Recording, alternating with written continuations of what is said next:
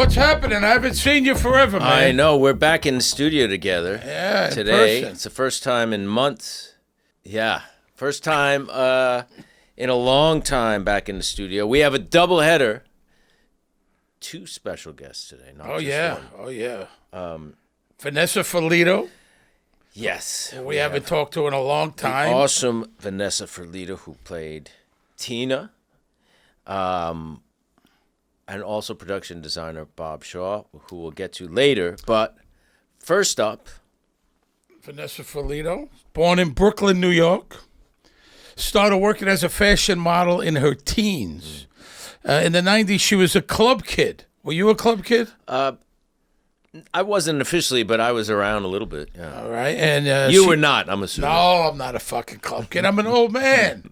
No, back then in the 90s. Then I wasn't. I went to clubs, but I went to like clubs in Jersey. I and went Long to some Island. club, like Limelight. That was happening in the 90s. I went there a few times. Yeah, I went to a few was of in the Suzanne 70s. Barsh's parties. She threw some really good parties. Not sometimes in locations that weren't clubs, like on the pier and stuff like that. I was in the 70s, man, I went to Space Odyssey where they did, Saturday Night Fever there. Yeah. That's how old I am. She threw parties at a lot of the clubs. She's appeared in over 30 films and TV series, including CSI New Orleans, which I think just ended, CSI New York, 24 Graceland, Death Proof, I think that was with Quentin Tarantino. Julie and Julia with Meryl Streep. Appeared in 2 episodes of The Sopranos, but made an impact. Yeah, she did the first one. She played Brian Tarantino's Mustang Sally's girlfriend. And it was very quick, but they liked her so much they brought her back. She made such an impression, they brought her back in kind of a more full-blown character, which is very rare. They don't often do that. No, they don't. Often do that in Sopranos. And she had scenes with yourself and Drea Di Matteo. Let's bring on the great, our friend Vanessa Ferlito. There she is. Hey. So we need another guinea on the show. We were missing How's her. it We going, needed one. guys? Good. How are you? Good. Good to see you. Great. Thanks. How are you guys doing? We're doing all right. I don't really like Michael as much as I used to. We used to be good friends, Vanessa. Then we started this. This podcast has cost a lot in terms of my well-being, my friendships. It's hard. Oh, you know? yeah? And you know what? Well, like Christopher says to Paulie, we're just 2 assholes in the woods. We're just 2 assholes in the studio doing a podcast. That's it. Yeah, well, congratulations on all of your success. Thank you. It's amazing. Thank you. Of course, my whole family listens to it. This is like the biggest thing ever. They don't even care what I'm working on. They're like, where are you going? Who are you talking to? That's fantastic. Oh, that's cool. So you're from Brooklyn, right? You were born in Brooklyn? Born What and part? raised. What part? My mom was born and raised Carroll Gardens. Oh, downtown. Well, back then it wasn't really. We It didn't was call it Carroll Gardens. South Brooklyn. It was South Red Hook. Brooklyn. Or Red Hook. It was Red Hook, South Brooklyn. Now it's like, all divided. Carroll Gardens, Cobble Hill, Borum Hill. Yeah, that's to jack Yeah. up the property values, Exactly. You give and it a that's name. exactly what they did. Thanks. But it's Can't even beautiful. get in. But it's beautiful down there. I like it down there a lot. It is beautiful. It's just very different, obviously. Growing up there, everyone's door was open. If there was a death in the family, everyone cooked food for the family. They took the kids in. Now it's not like that. It's very different. Well, now it's a little yuppie-ish, and it's very, very expensive. So a lot of the Very. old timers got priced out of there, and Yeah, they call us the leftovers. they got Do they really? Is that what They call it? do. Outright. They call us the leftovers. But My the- but- parents still have a hair salon there. Oh, really? Downtown there? Yeah. Oh, well, give us a plug. What's the name of it? We'll get It's some called customers. Chic Elegance. Chic Goosh. Elliott. That's a good name. Yeah. And it's on Court Street? It's on Court Street. I actually grew up, so right next door is D'Amico's Coffee. Those 2 businesses have been there forever. They're the leftovers.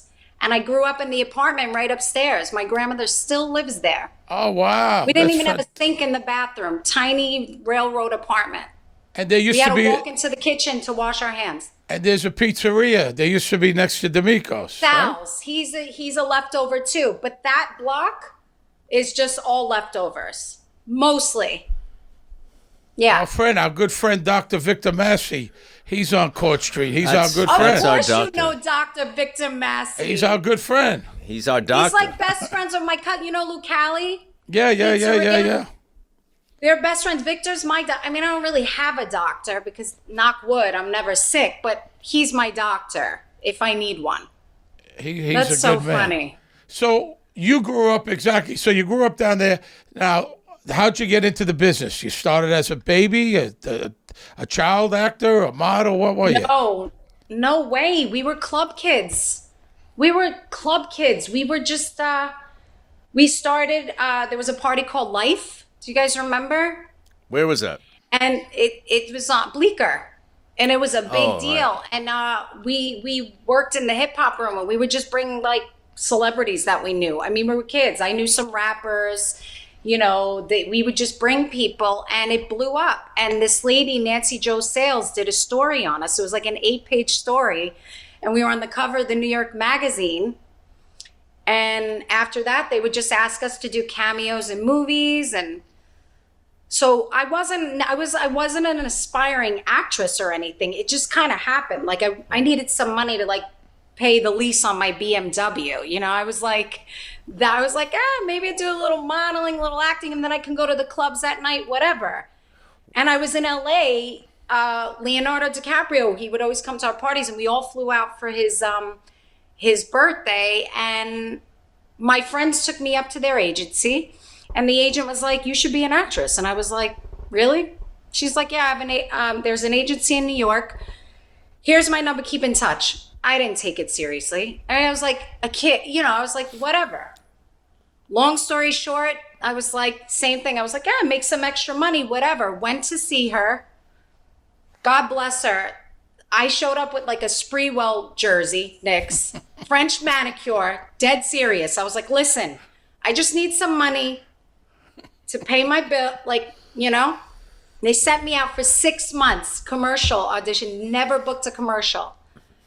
First job, first acting job, The Sopranos. First job ever. Really? Really? Jam walking, I love her to death, started my career. But you said you did some cameos. Where did you do cameos? Like, But that wasn't acting, like just club cam. Like we were always sitting in a club. There was no acting. It was just like, those are the famous club kids, those kids. But that wasn't, you know, like James Toback, Black and White. Oh, okay. What other movie? Like, you know, stuff like that. But we weren't acting. We were literally just the kids from Life. Did you wind up taking lessons? Did you take some classes? Never, ever. No. Not to this day, you've never taken a class? Not to this day. Everything just happened. It was Sopranos. And then 2 weeks later, I booked the lead in a movie, which went to Sundance and won these awards. And then that was it. It just took off. And then I worked with Leguizamo, Undefeated, Spider-Man, and then Leguizamo, Undefeated was like the big thing for me. That is amazing. Did anyone else from that the club kid, the group of you who were doing that? Anyone else kind of blow up or become all famous? Of them. Mark Ronson. We all. Oh, know really? Mark Ronson. Yes, I do. Sure. Mark Ronson. Richie Akiva owns all of the One Oaks. Yeah, I like Richie. He's a good guy. Good man. Jusky, Ilistever, the sunglasses, and I think he's a partner in 102. I don't know, but his glasses, like every celebrity wears them. And Sherry, remember, she still works with them at the door. It was just, they're all super successful. Oh, that's good. That's amazing. Great. I can't believe that somewhere along the line you didn't say, well, maybe I should kind of figure out what I'm doing here and you know, maybe understand this stuff better. That's amazing. I'm just starting to figure it out. I swear to God, I was thinking that the other day. All of these years I've been kind of winging it. And then when Tarantino came, I was filming a movie with Tommy Lee Jones in Texas. And I snuck out of Texas. We were not supposed to leave because we were acting up. You know, we were in our 20s and they didn't want us to leave, but I snuck home. And he was on the plane. And we became he wound up staying at my hotel, you know, in the same hotel. We became friends. And he would come to the set and we would hang out in Texas. And then 2 years later, he wrote the role of Butterfly for me. I guess I felt like first of all, for a girl like me, it's like a little savage from Brooklyn, like the fact that it was even happening, I guess I felt like I didn't want to mess with whatever was naturally happening. Yeah. It was happening. It was rolling. Right. And knock wood, I didn't even know what was happening. I still was that girl. No matter what was happening, I stayed with my childhood sweetheart. I stayed in Brooklyn. I would always run home. I was never comfortable anywhere else, I'm just now figuring it all out. Like, oh, I didn't even know who I was. I still don't know. Yeah, but if you would have started, sometimes with listen, I've tried, I started acting late, but, sometimes, and I took, I work with an acting coach, but sometimes when I try to read like acting books, it's so convoluted. And so I don't even understand what the fuck is going on here. It's like, Yogi Berra, they tried to ask him years ago, like, the velocity, you swing, all these questions. And he was trying to explain. And finally he just said, fuck it, just watch me. And, and he just did it. It's like, you can't overthink things, and sometimes I think that's what happens. So I mean, if it ain't broke, don't fix it. Sometimes you got to go with that old adage, But listen, I mean, techniques came from watching people who knew how to do it. It wasn't the other way around. There wasn't a technique first and then a good actor. Techniques came out of watching good actors saying, well, what the hell is this guy doing? Why is he so good? Right. Can we figure that out and maybe teach it or figure it out to some extent? So there is there's some truth in what you're saying. Yeah. Absolutely, I think. And how was Tommy Lee Jones to work with? He's got a reputation a little grumpy, right? Great with me. We got along. He was wonderful. Tough. Yeah. Oh my God, I don't want to say too much. Tough. No, that's good.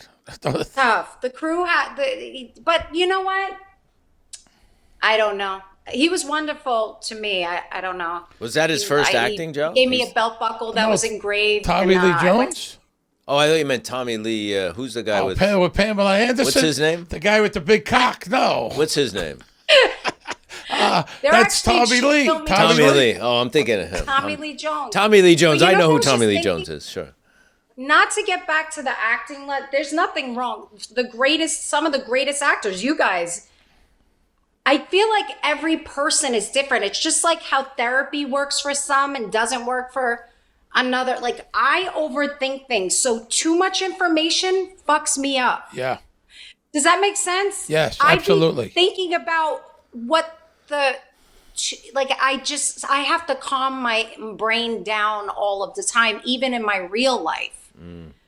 I understand. So I'm not against it. I don't even, I just wanted to say that I think it's a beautiful thing for a lot of my friends. They still, till this day, for many, many years, they go to the same acting coach or whatever, but sorry, I didn't mean to No, but I just wanted to say that. Like if I'm on the set, then the AD will come over and say, well, we're going to do this, we're going to do that. I'm going to say, and I say all the time, the less I know, the better. Just fucking, the less I know, just the say better, action. Action, Steve. I'll be there. I'll hit my fucking spot. I'll say, just the less I know. Same. I show up, I do it, I'm prepared, and I can't, if I'm in my head too much, even some method actors or whatever, that's not really my vibe. I can be doing a Texan accent and I'll just be speaking regular and then turn around and do it, because if I'm thinking too much, I won't do it. I just won't be able to do it. It happened once to me on the set where I had a lot of dialogue and I was prepared, but when I got to the set, I couldn't speak and I started crying. And I was like, they're going to fire me. I'm going to get fired. And they shut down production for the day. That has never happened to me. And I was like, that's it. I'm going to get fired. I don't know what happened. I was anxious and in my head too much. I had a lot to say. And it never happened again. You got emotional. Thank God. Yeah. Well, that happens. It's really? hard. Does it? It's kind of like sometimes it depends what you're doing. Was the material kind of difficult, emotionally? Yeah, it was a lot of like it was the first day working on NCIS New Orleans and just a lot to say. And I hadn't done anything like that in a while. A lot of the stuff that I was doing was more kind of like, natural, not like all of this, what do they call that? I don't know, like just a lot of lab shit. Exposition. Yeah. And Exposition, and technical right? jargon and all that stuff. Yeah. But That's They figured hard. out- That's very hard because there's no room to improvise. You got to really nail it and got to be specific. Right. It's hard. but you know something, Vanessa? I mean, here it is, a new job. There's 150 crew members or 100 crew members. Sure. Everyone's watching. The writers, the producers, the exec producers, the CBS executive. And, it's a lot of fucking pressure. And people out there don't realize it. They go, I could do what he's doing. What the fuck? I could do that. Well, it's really hard. Maybe you can, but it's really hard. It's almost easier to do a sex scene sometimes because it's if you have a vibe and you connect with the actor, it's you and the actor. Yeah. Those days When are you have a over lot for to Steve say and I. that you can't, it's in your head. By season 5, I didn't even have to study anymore. I would just show up, read it a couple of times, and I knew it. Wow. And that's why I'm grateful to that show. I learned a lot about myself. I was like, wow, I didn't even know I could do that. Wow, that's pretty It was cool. really great practice. Scott Bakula. I did 2 episodes of Star Trek. Oh, yeah. How was Yeah, that? with him. What did you play on Star Trek? A freedom fighter. I wasn't an alien. You weren't an alien? I wasn't a fucking alien. That would be pretty great. I was a freedom fighter. He was a nice guy. I enjoyed him. Yeah, he's a nice guy. He was a nice great. guy when I worked with him. It was it's years ago. After doing Star Trek, did you believe in aliens? No, Did it I don't convince you believe in to? aliens. I No. don't believe in witchcraft. I don't believe in ghosts. Yeah, but you rub hunchbacks when you see Do them. you believe in ghosts, Vanessa? I'm a scaredy cat, so I don't even want to think about ghosts. If I hear something, I'm like, listen, Well, don't come here. I'm out the door. well, New Orleans is a I don't- haunted town, man. New Orleans is probably the most haunted city in the it's country. Heavy. There's but that one charming. haunted house right in the French Quarter. You know the one I'm Yes. talking about? Nicolas Yes, Cage Nick bought it Cage at one owned point. it. He sold it. It's the most haunted house in America. What people have They seen the ghost? tortured hundreds of slaves They there. tortured this and, this he was a family, nut job. whatever. Yeah. They had people in cages and did Oh, my sick God. shit to them for long, Yes, like shit. 200 years ago. But apparently, They there's should all knock it kinds down. of Why shit. don't they knock it hear, they down? see things, they hear things. They don't want to knock it. It's a historical place. Knock it Yeah, down, it's but bad historical history. place. It's on Royal Street, right? Is that where it is? Yes, and there's all of these tours that go and see the house. I mean, they're making a fortune. I But walked it's by and beautiful. I got a weird vibe from that place, man. I The really whole did. town is like that. You're just like you get weird vibes all over. Any good Italian That was hard restaurants? for me. Any good Italian restaurants? sorry? Any good Italian restaurants you go to? A lot of Italians down there. Different. Cajun. They're not like us. Yeah. I had a hard time. You I had a were. hard time. We I had to both. fly home every 2 weeks. Oh wow. Every When the 2 weeks? Well, not just for the Italian food, but I needed to come home. And So would you come it's home on the just weekend? different. Their cuisine. I'm sorry? Come home on the weekend? Every other weekend we'd fly home until the pandemic hit, and then we were fucked. We were stuck, and that was it. Do you cook? No. You don't make meatballs? Don't you judge- don't. You don't make meatballs? No. Oh, I think I'm the only woman in my family who doesn't cook. Michael's a I was a good little cook. bit spoiled, I'm okay. Steve. He's a good cook. I was a little. Oh yeah. Yeah. I'm okay. Yeah. No, my son's a professional, yeah. On Court Street. really? Yeah, on Court Street, actually. He works on Where? Court Street. He works at Frankie's. Frankie's 457. Yeah. Those are my guys. Yeah, I was he- there 2 days ago. They have the crab sauce right now. Really? Yeah. That's amazing. I know the Franks. So Frank, when we were in the club scene, Blue-Eyed Frank, he was the chef at Moomba. Do you remember Moomba? Oh, yeah. I do remember that. So I know him a really long time. I live I live there. But you want to know something? I'm better at like cleaning up. That's good. Staying out of the way. You know what the I'm kitchen saying? needs that. I understand. You need that. I don't have like the, people say, oh, it needs a little more salt. It needs a little, I don't have that. I just sit and eat. I was an only child. My dad passed away when I was 2. I don't know if this has anything to do with it, but I think I was a little spoiled. Maybe they felt bad for me. It was a blessing and a curse because now I can't cook shit. Well, but that's okay. they all know that I'm good. Need that. A lot of good Italian restaurants in Brooklyn and Staten Island. There's a ton of them. Of course. Ton of them. Ton of them. Even sometimes we'll drive to like, even though we have a lot of great restaurants in Carroll Gardens, Frankie's is the best, in my opinion. I love delicious. Frankie's. Yeah, it's really good. It really is delicious. And obviously Lucali's for pizza. But we went to, the other night, I was like, let's go to Gino's in Bay Ridge. Oh, it's great. That's really good. Anthony, my buddy Anthony's a chef. He's my good friend. Gino's is great. Yeah. Great. So That if you had to bread pick your crumb- last meal, this is it. Where would you go have it? Oh, shit. That's a big decision. My last Italian meal? Are we just talking Italian? Either one. Both. You want to know something? I think Il Buco is my favorite. Oh, that's a good one. On Bond Street in Manhattan, right? I love Il Buco. Really good, yeah. Last meal? I don't know. That's really hard. It's really hard. It's unfair. What about you? What about you guys? Mine would be, my wife's Mexican American. She makes huevos rancheros. That would be my last meal. It's out of this world. Either that or I would have eggplant parm. I love eggplant. I love eggplant parmesan. Eggplant parmesan. One or the other. Wow. But the huevos rancheros I love. I mean, I didn't even know what, when I left New York in 1979, I moved to Vegas. I didn't even know what a margarita was. There wasn't a lot of Mexican restaurants in New York in the old days. If you think back. Yeah. No, there was a There was handful. Puerto Rican restaurants, there was Dominican Right, that's restaurants, right. Spanish, but no Mexican. A couple. It came Not later many, on, yeah. not many. Where are you from, Steve? Are you from I'm Brooklyn from too? Bensonhurst. I'm from Bay 11th, between Benson and Bath. Do you still have family? No, they moved. I got a sister out in Jersey. No more. But I still got my friends that I hang out with, that I grew up with. They still live in Brooklyn, Staten Island, the Guinea Gangplank, they go over to Verrazano. And then you make the trip over to Jersey, South Jersey. They Yeah. all live in Old Bridge and Manalapan. And that's the migration, though. I like Brooklyn so much better. I know people scrammed out of there. Because they sold their parents' house, right? And then they bought in Staten Island or Jersey. For $5. I like Bay Ridge is still great. I think Bensonhurst's great.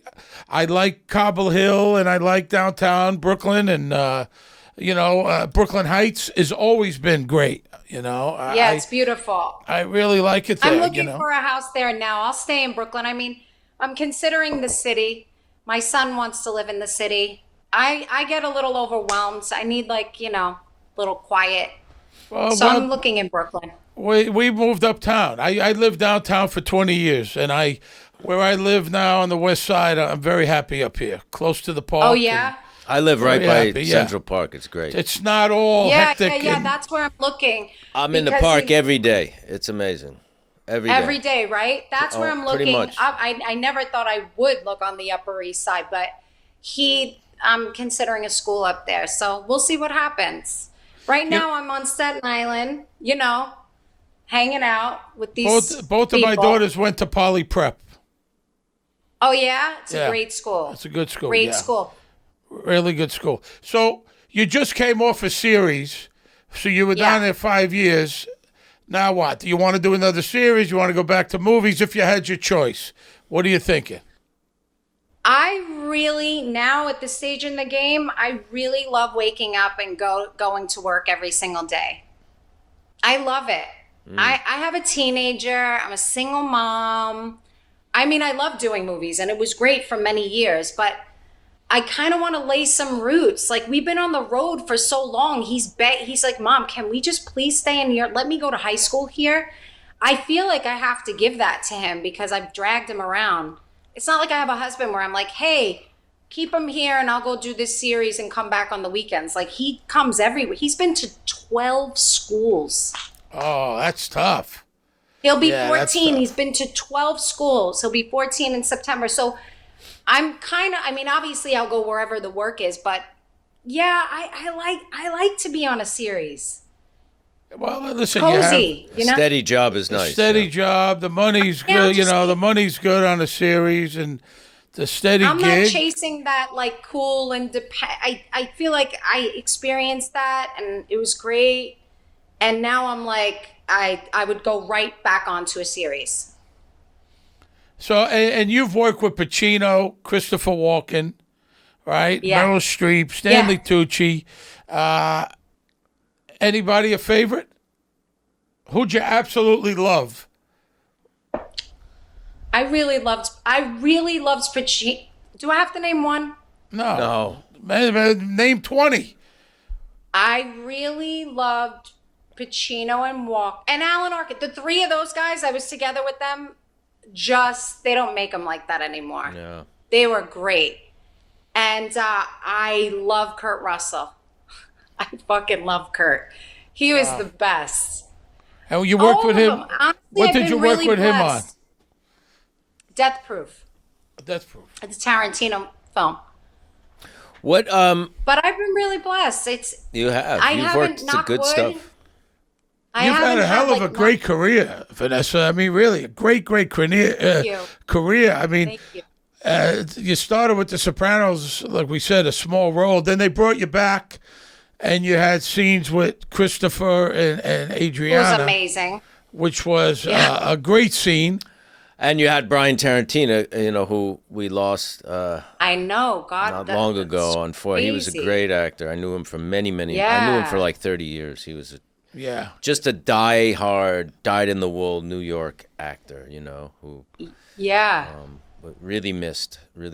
He was and look at you awesome. guys. I mean, you were on like one of the best shows. Like, they can never remake that.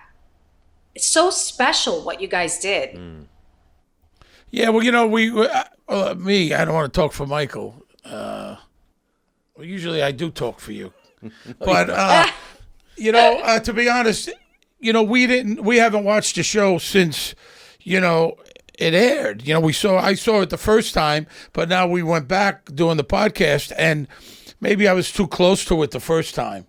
Because it is just incredible. I mean, I love every minute of watching these episodes, and we're in the 6th season now. We're coming down to the wire, and the performances, the writing, how funny it is, how serious. I mean, it's so many things, and it deserves every accolade. Incredible, all of you, and it's like, I don't know. And it changed the game. I feel like for Italian Americans, it was like our first, other than like movies, The Godfather, Goodfellas, all of those movies, The Sopranos, it was like the biggest deal. That was my first job. Amazing. Wow.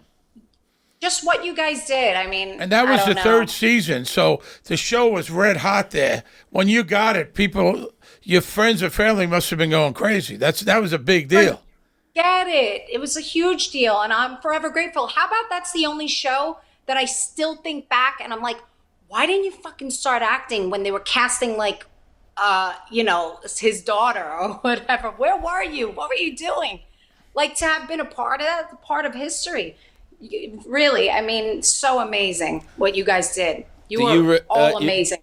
Do you remember your first day on the set? It's your first day acting, so do you remember what that was like? Michael, I didn't even know. I was like, I had no idea what was going on. I remember I just was, I was so scared. The adrenaline, I think, I was like, season 3 of a show, people are family. Sure. You're like this actor, not that they were very respectful and everyone was super nice, but I had never been on a real set before. I mean, yes, we did these cameos, but we showed up in our clothes. We sat down in a booth and we acted like we were partying. I didn't know about marks and hitting the marks and, you know what? Continuity. Yeah, sure. Yeah. All of There's that. a lot to it. A lot to it. A lot to it. And I mean, go ahead. I'm sorry, I cut you off. no. But then season 3, so you were green. But then obviously you did something right because they asked you back in season 5. By season 5, you knew what you were doing then. You had to feel more comfortable. You know, you were working with Michael and Andrea. Yeah. I mean, Michael, I didn't have I think it was it 2 different roles? I'm trying to find my words, but till this day, I still don't know if it was 2 different roles. I think it was the same role. Because I swear to God, I think all of these years, You thought it was I've been 2? like, yeah, I came back and I played a different role. I don't think so. It's in some ways it's kind of a moot point because we didn't really get to know in the first episode you did. We really didn't get to know her too well, but I'm pretty sure her name was Tina. I'm gonna look that up because now I'm really curious. I should know that, right? Not necessarily. Well, I did look it up because I was like, let me just make sure I know what I'm talking about. And I don't think I have to look again. Forget it. But there was no way I was saying How was no. Michael was to saying you when yes. you first met Michael? Do you remember what that was like? Sweetheart. He This had the guy? opposite experience with me. He said I blew him off. I was rude and My first day on the dismissive. set, my first day meeting him, he put me on the pay no mind list. Well, my instincts were right on, I guess. He You know, fucking gave me the fish hand, the fucking fish. I Boom, sensed boom. something about you. You know, No, but super nice, super welcoming. Like, yeah, See? great people. yeah, it was a lot of people. fun. I remember shooting those scenes. They were a lot of fun. We had a good time. Really? Yeah, that was really fun. Go ahead. And Dre was great. You know, she was just always fun to work with and just a good person. Yeah, I working with ran her. into her at like a what is that place called? Dave and Buster's.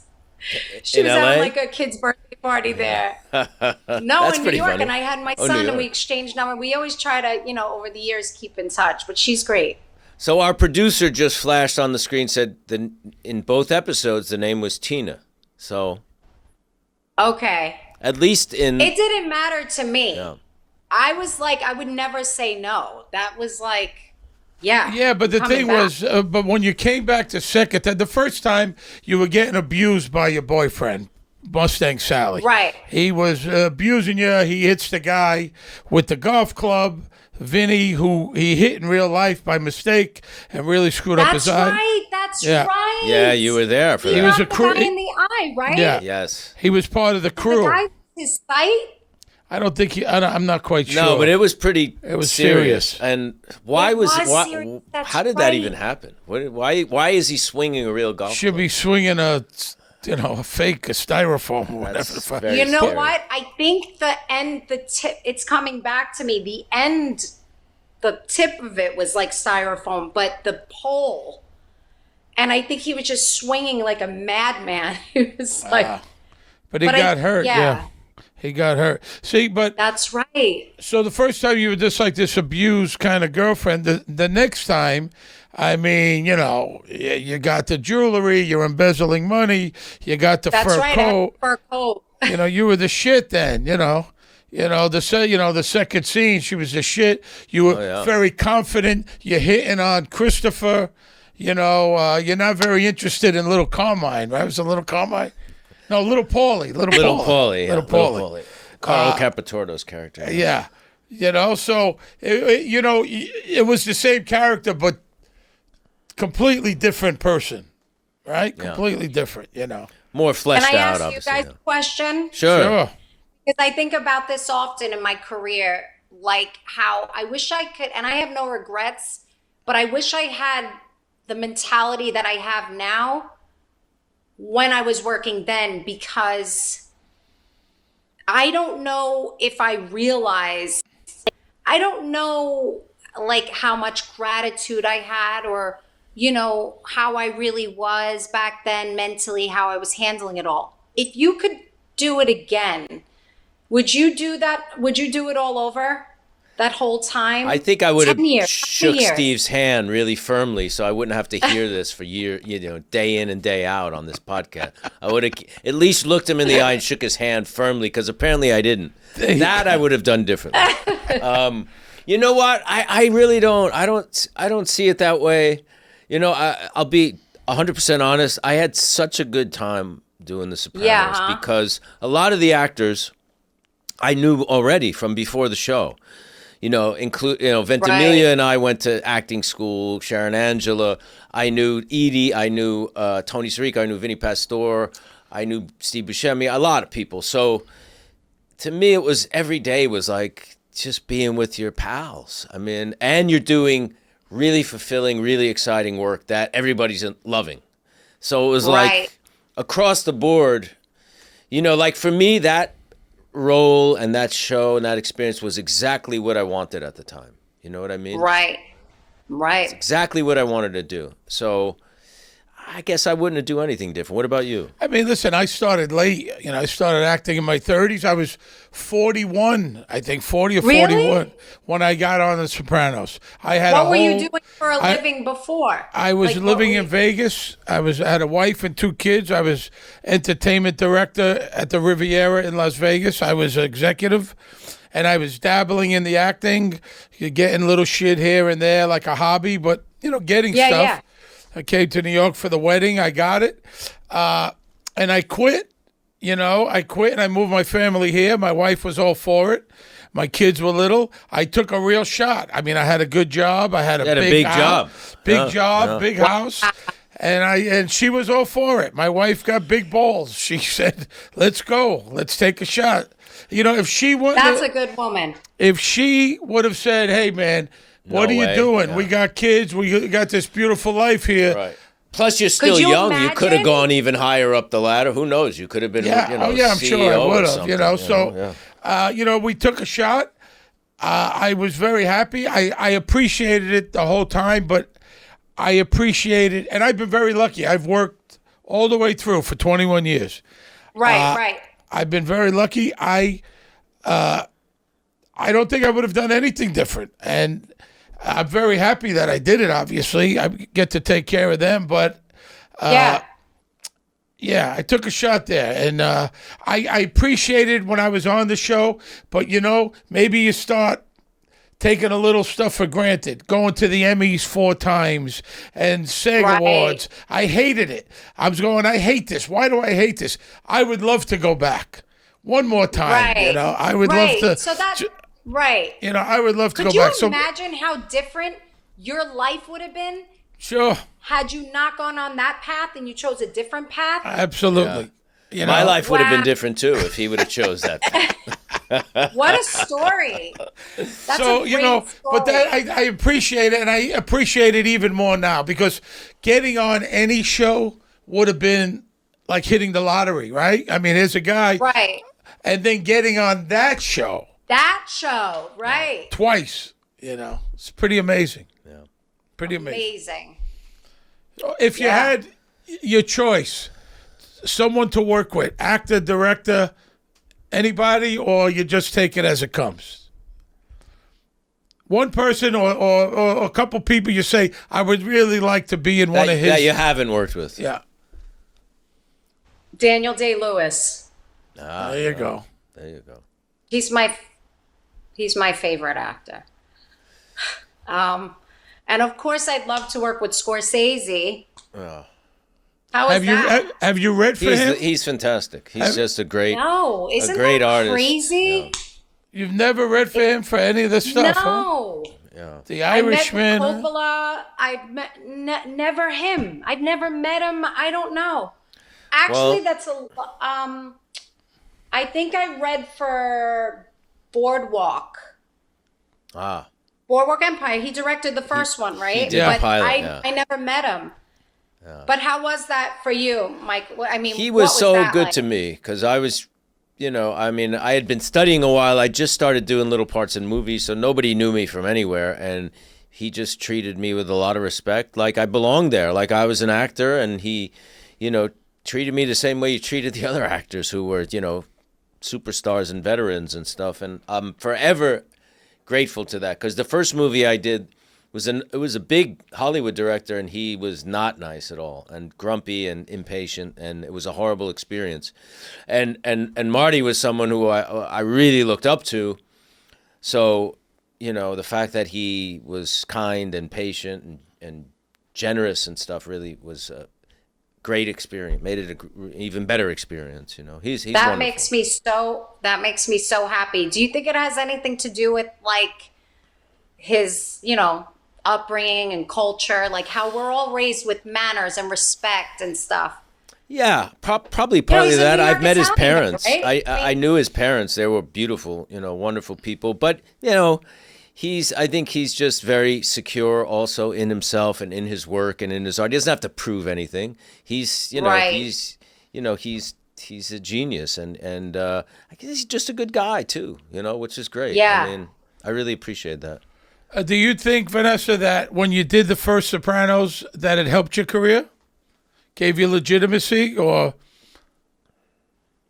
after that, did you get... I mean, I'm telling you, that was my first movie audition, TV or movie audition. Never auditioned for a show or a movie. Got that. And then, like I said, 2 weeks later, I got the lead in this movie that went to Sundance. Maybe it was because I was on The Sopranos, probably. I mean, I auditioned for that role too. But yeah, of course, it's a domino effect. You know this business. It's like, oh, she's on The Sopranos. They don't even know how big the role is. They're just like, oh, it's The Sopranos. Of course. So yes, I'm forever grateful to Georgianne Walken. I love her. Me too. She was very nice to me. Me Love too. her. Me too. She was very nice to me. And her husband's the best, and they're a beautiful couple, and I love her, and I'm forever grateful to her. I mean, I was just some kid. I didn't even have acting credits, and probably wasn't even good at the time. And she gave me a shot, so I'm forever grateful to her. I worked twice with Christopher Walken. One time, I did a movie called Kill the Irishman, and he was wearing jeans or pants, whatever, and instead of a belt, he had a rope. He tied For the character? No. Oh. His regular clothes. Oh, really? He had a piece of rope, and he tied it. It wasn't during the lean years. He was already established. We shot it in Detroit. He's making a fashion statement. Then I worked with him on... He can wear whatever the fuck he wants. He's Christopher Walken. Oh, you worked with him twice? I worked with him twice. I worked with him on Kill the Irishman, and then a small scene in Jersey Boys. I played his barber. I was shaving him. Oh, yeah. He is a lovely guy. Yeah, I worked with him on a movie, and what impressed me the most, I had a scene with him, and then they wanted to after they shot our stuff, right? It was mostly mine and his dialogue, and then they wanted to get extras reactions. There were a lot of extras in the room. And he was behind the camera for every shot of all the extras doing his stuff, getting reactions from them. And I was like, that is a pro. Yeah. You know what I mean? Yeah. I actually worked with him 3 times. I had a small role in Joe Dirt. Oh, Joe Dirt. Joe Dirt, and I worked with him. I like Joe Dirt. Yeah, he's Just wonderful. the best. He's quiet. tremendous. He was like long on the set. He wanted to borrow like one of the PA's cats. So she brought the cat in for him to hang out with the cat for the day. He's the best. That's hilarious. The 3 of them. It was great. We would sit outside fantastic. all night. Me, Pacino, and have you guys worked with Pacino? I have. I not. rehearsed with him once. I never actually did so, but I rehearsed The Merchant of Venice with him one afternoon, and it was. I mean, I know him a little bit. I love Al. I love him. It's just like a breath of fresh air. They didn't have. I don't have social media, but they didn't. None of them had, Instagram. I was in my glory. We just sit outside, summer night, like talking shit. Yeah. Alan Arkin. That was like really magical for me. Yeah. I would have loved to Great have guys. those 3. That Yes. would be great. That's great. Well, Vanessa, I Yeah. could not thank you enough for doing this. Seriously, thank you. Thank you. We had a great time talking to you. Great Are time. you kidding? I was like, I could didn't do even this have for to- another I'm hour. so Thank you. excited. Totally. Thank you so much, guys. Thanks. Enjoy For Staten having me. Island. Hopefully, we'll bump into each other somewhere. You I take will. care. Call me. We'll go eat some All Italian the best. food. Thank you. Take care. All right, you too. Thank you. Bye, guys. Bye. Awesome. Vanessa I was Ferlito. I didn't know that was her first role. That's amazing. It's amazing. First role, first day on the set. What a career she had, and it's not over yet. She Great works, career. She works all the time. She's very, very, very She's good. very good. It's amazing. Not a class, not one class. Yeah, she's a great I actress. love hearing that. It really is. Let's. Let's take a break. We're going to come back with production designer extraordinaire Bob Shaw. Oscar nominee Bob Shaw. Player is on your jersey. Nobody. It's just the logo. You see who Just I the got? logo. Who do you have? What do you got? Jeter? No. You can't see it? Oh, Joe Pepitone. Joe Pepitone. I'm a fan. Italian I'm a fan. Pride. Joe Do you Pepitone. know his autobiography is one of the best books I ever read. I read it years ago. Yeah, I'm not kidding. You know, What's good about from it? Brooklyn, and because he's couldn't be more honest. From his toupee and his hair product thing, he was one of the first major league players to carry a blow dryer around with him. I'm being dead serious, like in the late '60s, and he had all these things, and he banged all these broads, and it's a good book if you He can had find a good it. time. It's a long time ago. I've met him. I liked him. He had a good time. I met him Yeah. once. I liked him a lot, actually. And he's about 80 years old now.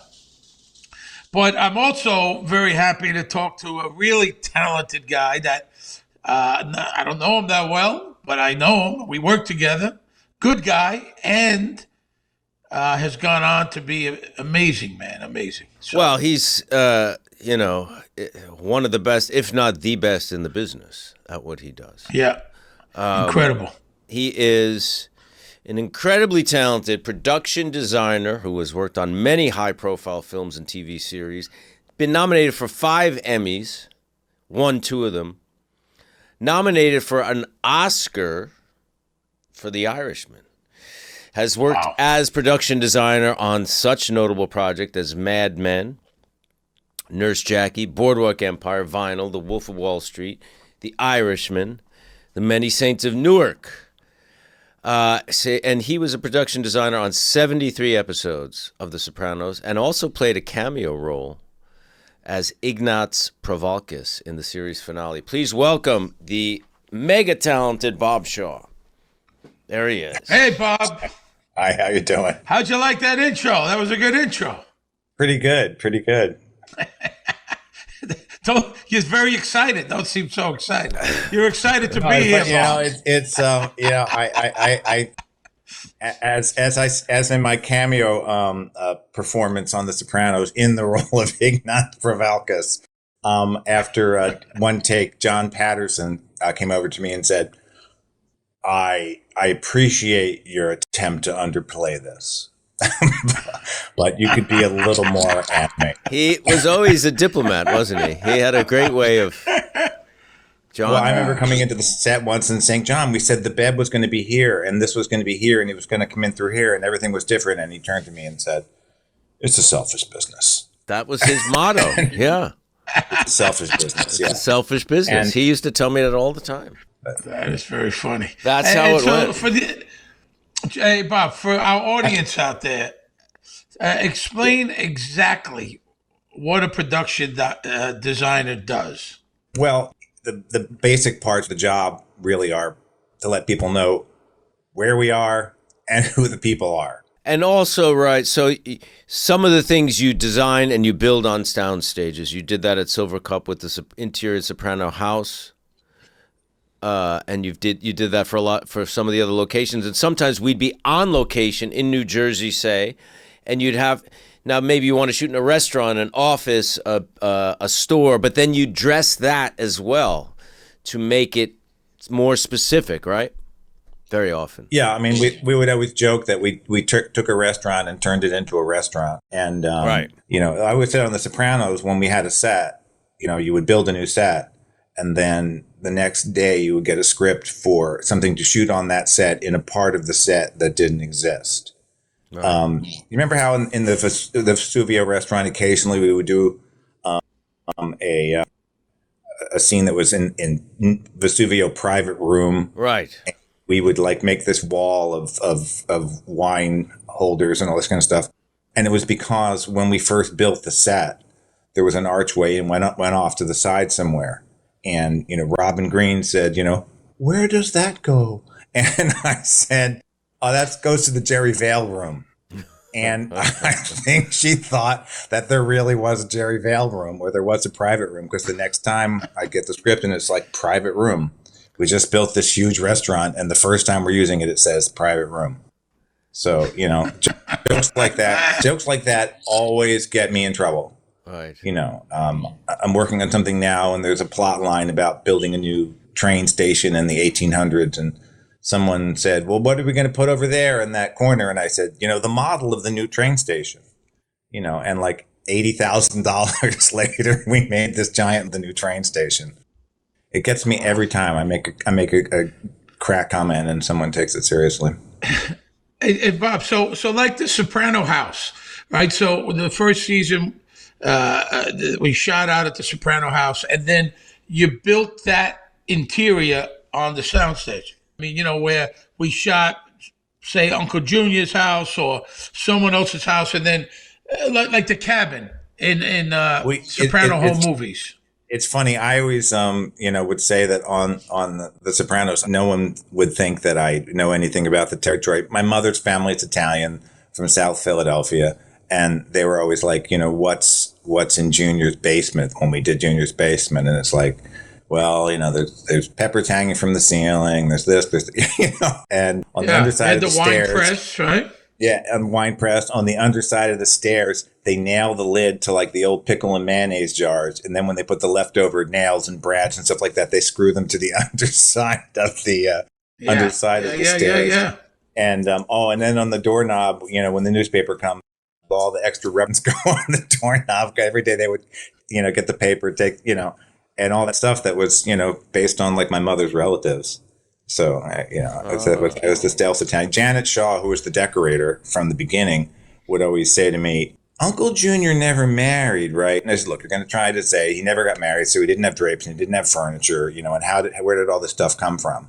And I said, in an Italian family, if he never got married, he never moved. So he lives in the house that his parents lived in. And, so it's very out of date. And, and the drapes are ancient because they're left over from when his parents were there. Eventually the sofa fell apart and he went to like Liquidator's warehouse and got the cheapest sofa, which was that plaid sofa that was in his den, that actually had belonged to Jerry Pinio's mother. Well, just there, what you're saying there, the way you're describing it and discussing it is very much like an actor and like a writer. You're going into the backstory, you're going into the specifics of the character, where they come from, how they live, to make your choices. It's not just like I'm making an old man's house. You're going very specifically into the facts of the character's life. Well, that's part of what I say, that the main part of the job is where are we and who are the people. Right. And I had certain relatives that I would draw from for certain details, like my great uncle Leo. My great uncle Leo was 5'3", and his wife Aunt Mary was 4'11". And when he came to visit, he'd bring a cake from the day old section of the bakery. It was very Soprano-like in that he would he'd get a birthday cake that somebody didn't pick up, and he would like scrape the name of it and bring you this birthday cake. And all that kind of stuff, it sort of reminded me of Uncle Junior. You wouldn't think that Uncle Junior would have brought somebody a new cake if he brought a cake, right? So, yeah. Bob, how'd you get into the business? How'd you get it? What do you start out as? Did you go to school for this? How'd that work?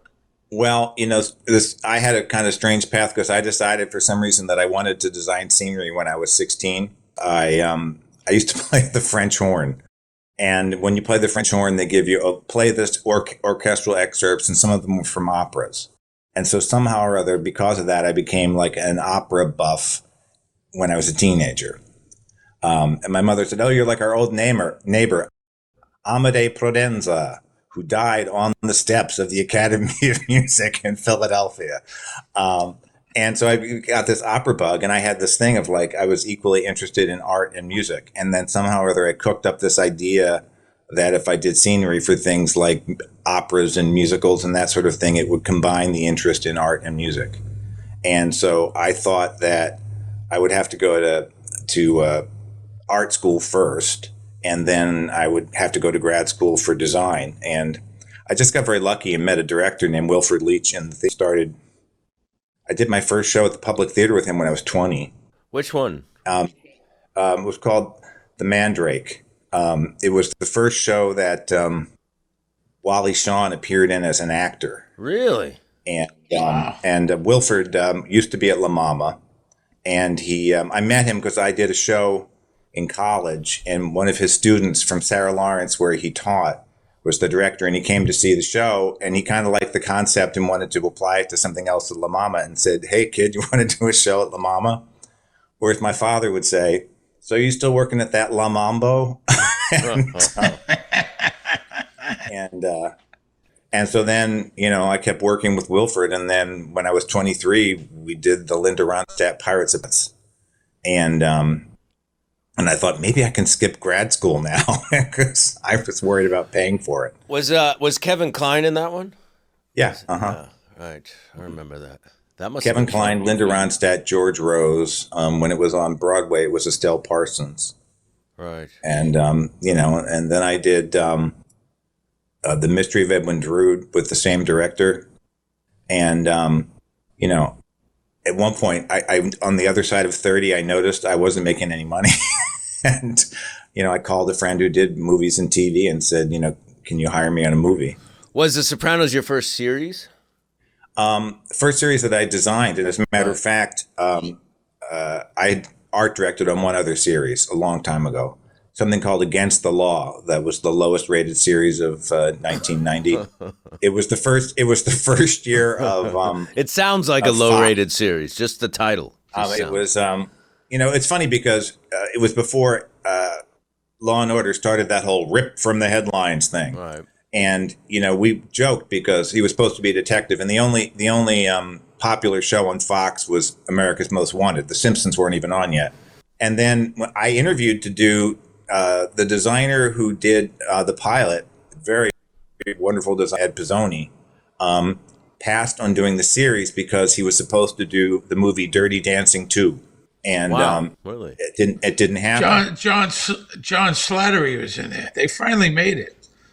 Dirty Well, Dancing Havana Nights. They made Havana that. Nights, right? Havana Nights. So I know it because I auditioned for that. Well, I had met Eileen Landris when she was the assistant accountant on a movie I did in 1990 or 91 called Mortal Thoughts. I did a lot of movies that you would have to say were like closely guarded secrets. Was Frank Vincent in that? Mortal Thoughts? Why do I think he he might have been. It was Demi Moore, Glenn Headley, Bruce Willis, and Harvey Keitel. Because I ran into, hadn't seen Harvey Keitel in years, and then met up with him again from The Irishman. Then I reminded him that he was the detective, and he was like, "I don't want this fake stuff. I want real files. I want the real thing." And got somebody from the police department in Hoboken saying, "Don't ever tell anybody where you got this stuff. Don't ever." And I had to go to the self-copy place because there was some stuff that was so grisly, I couldn't hand it to someone at the counter at Kinko's and say, "Could you make me 4 copies of this?" So I found a self-copy place and then copied, they were the most gory, crime scene photos. And he went, "Oh, great, thank you." And then I don't think he ever opened the envelope again. So, but that's who was in that movie. But so I met Eileen, and then I met her again when I was an assistant art director on the movie Quiz Show, and she took over as the accountant. That was awesome. Movie, I loved it. That's Robert Redford directed that, right? Yep. And that was one of those movies where every Monday you went in and there was a new memo saying, "We have pushed 1 week. We are now 7 weeks from principal photography," because Redford wasn't finding anybody that he wanted to play the part that Ray Fiennes eventually played. Mm. So when did you meet with David? I met with David initially right after the pilot, and okay. I didn't get the job. And it's funny because I later found out, I think, maybe why I didn't get the job aside from not having done a TV series. Because Eileen told me when they were looking for somebody for season 2, she said, well, do you want to meet a lot of people? And he said, no, what about that guy from New Jersey? Because when I was interviewing, I tried to play up the fact that I was from New Jersey as much as I could, even though it didn't help. And I found out later, he said, hey, what about that gay guy from New Jersey? And, there's one little crucial word missing. And I said, I wonder if that had anything to do with whether I didn't seem like I would be the Sopranos designer, And but I used of course, to always say that you were without a doubt the Sopranos designer. Without a doubt, that was you really. Your work is stellar on the show. I mean, and we're going through these episodes week by week, episode by episode, in a lot of detail, paying a lot of attention, and it's amazing just how detailed and how rich and how much you bring to the show. I have to say that it's true. Well, thanks. I mean, I always feel like I didn't really hit my stride until season 4. But I used to. We had 2 things. I always said the art department motto on The Sopranos was, "We go to extraordinary lengths to bring you the ordinary." Right. But it's a specific, and it those details add up. I mean, talking about details, which is something, that I learned a lot from David as a writer. Particularly how much input did he have when it came to building sets or dressing sets and things like that? Well, I'm sure you've heard other people talk about walking down the corridor from the main part of the production office to the writer's room to show stuff to David. And, Tim Van Patten would always say, dead man walking. So, the Green Mile. Going down to see David. And most of the time it was showing him location folders. And occasionally he would surprise you. Because the character of Gloria Trillo, we all thought, she's a Mercedes salesperson, she's, a certain kind of thing. We thought, no guess here. It's condo in Fort Lee, right?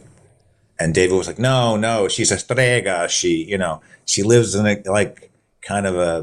cottage, cabin somewhere. Yeah. And we were like, okay. And didn't see that. And I remember drawing it and trying to talk to Janet about how to decorate it because it was different. And I said, it should look like it was decorated by Stevie Nicks.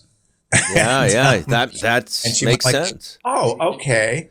And then that's all he really ever had to say. And then it looked like it was decorated by Stevie Nicks. And there were piano shawls and stuff and lots of fringe and lots of hairs and all that kind of stuff. Well, Strega means witch for those who don't know. Strega means witch. So he was very specific about what he wanted, the vibe he wanted from her. Yeah. What are some of the things that you are most proud of that you did on the show? That's a hard question, actually. Or something that you felt you guys really nailed, and maybe it surprised you, or maybe it was challenging, and it kind of something like that. That's well, it's funny because sometimes I would feel. Sometimes it was things like. When do you remember when the house that you had with Janice, suddenly they decided there was a room off the kitchen? The first season there wasn't a room off the kitchen. And it was like, where's this room come from? So I went to great pains to we busted a hole in the kitchen, and then we half round columns in I don't know if you ever noticed it in your den, and then we stuccoed it with and then we put these replacement jalousie windows in it. Because it had to make sense to me. So my idea was that they busted through the wall and turned what had been the porch into part of the den. So you maybe never noticed it, but the fixture, there were some sconces on the wall, but they were outdoor sconces, like little carriage lamps you see. Because I had to figure out a way to make sense of it, and so it's like, okay, I figured it out. They screened in the porch. So I'm sure you have the same things with your work. It's not always, that you nailed some scene where you were hysterical or angry. It's But not that's some always the little big thing. giant moment. It's a specific little Yeah. thing that no one else kind of would maybe look at twice, but to you it's very personal. Right. So like I'm Do saying, I'm sure you you, didn't notice that there were outdoor fixtures in your Right. den. hey, Bob, do you prefer TV or film? I prefer film just because of the process. Someone figured out, I think it was, I'm not sure whether it was John Oates or the gaffer or somebody, that Sopranos, I would spend the equivalent of the month of February in the scout van. And in a movie, it's more like you do all the scouting and you do all that part, and then you build stuff, and then you're filming. So, every time you open a new set, you're there. And every time they establish things, and if you're not available to be there when they start a new set, you're missing part of the process. Right. And sometimes director, and they're saying there's something not right, and you want to help them figure out what's not right. And then on a TV show, sometimes you're just not there because you're in the scout van. But then you guys used to go out for big meals. Didn't you used to guys go out for big lunch break meals? Good places. It's funny. Sometimes we did and sometimes we didn't. Henry tried to enforce a rule that we only ate in diners. And then we would go to diners, and like we're in a diner, and like Alan Coulter would say, is the fish fresh? And we're like, you're in a diner in Fort Lee. You think the fish is fresh? Remember one time Mitch Burgess got food poisoning, and it was like, you ordered a seafood brochette, In the Lodi. diner? In a diner. In the diner in They Lodi. got 500 items, right? Yeah, you should. And then there was like that's a 2 big years. mistake. There was 2 years that we would go into one so-so Italian restaurant after another, and what's his name was playing, Andre Bocelli. We would walk in, and it was like da da da da da da da da da da da, and Tim Van Patten used to sing Angie bumpin' Cerro, and then because of the Body Shop, I would sing banged out all the dents in my Camaro. And, I mean, you could get pretty stupid in the scout van. Well, what could you tell us? And I know it's you're sworn to secrecy about the many saints in Newark. I know Anything? nothing. I mean, I right. can't I tell you understand. much of anything other than that it's a prequel. But to me, the most gratifying part of the whole process was, aside from getting to work with Alan Taylor again, who I hadn't worked with time, was getting to work with David again when I wasn't afraid of him. And I used to be so afraid to talk to David, because by the time I started, when you did the first season, he was, the guy who wrote the scripts and the guy who directed the pilot, and you were working with him. And then the show was so popular that by the time the second season came around, he had this whole other second job of being David Chase. And, everybody wanted to interview him for this, that, and the other. And so there was always this kind of aura about him by the time I started the show. So I was always, I would kind of creep in and was very hesitant to talk to him. And then, having done a lot more since then, I just felt like I wasn't intimidated, and it was just very gratifying to really, talk to him about things and try to figure out, what things were about. I mean, one of a cherished possession I have is, remember when we went to France, and everyone's like, where are we eating? Where are we doing this? And I felt that the season 6 was about something very specific to me. It was like, is there anything other than this life that we are leading? Mm-hmm. And that's what the whole alternative world with Tony's, in a coma thing was. And that's why the character of Eugene, hung himself to get out. It was the only way out. And then, Carmela went to France, and people think, well, we're going to France. We're going to France because David wants to go to France. And it's like, no, it was, she lived her life in New Jersey, and she kind of finds out that there's this whole other world there. And there was a thing where she sees a piece of jewelry in a museum, and she says to Rosalie, like, they live this whole life, and like we worry so much about everything, and it all gets washed away. That really meant something to me. Yeah. And we were in the Louvre. I mean, it's one of those crazy things on that show, like, oh, maybe you want to shoot in the Louvre, and we go in the back door and they take us into the Louvre, and they said, well, what about this? And it was like, Roman jewelry. And I said, can I say something? Maybe I'm overthinking this, but like, if Carmela is attracted to a piece of jewelry, it shouldn't be like something pagan. It should be something Christian, And David said, no, that's good. And then he sent me this note and said, thanks for like continuing to worry about what the script was about and not just having a vacation in Paris. And, I have that note, and it really meant something to me that, he felt that I was trying to, help support, what he was trying to say, and that I felt I knew what he was trying to say, and it meant something to me, No, it did. And that's why the show was so great, because you had a whole, you had people who were really good in their jobs and their departments all thinking that way, thinking into the show. And people really cared. Yeah. Not just, it wasn't just a job, we cared, all of us, to make this the best thing we can, You weren't phoning it in. How was working with David different than Scorsese?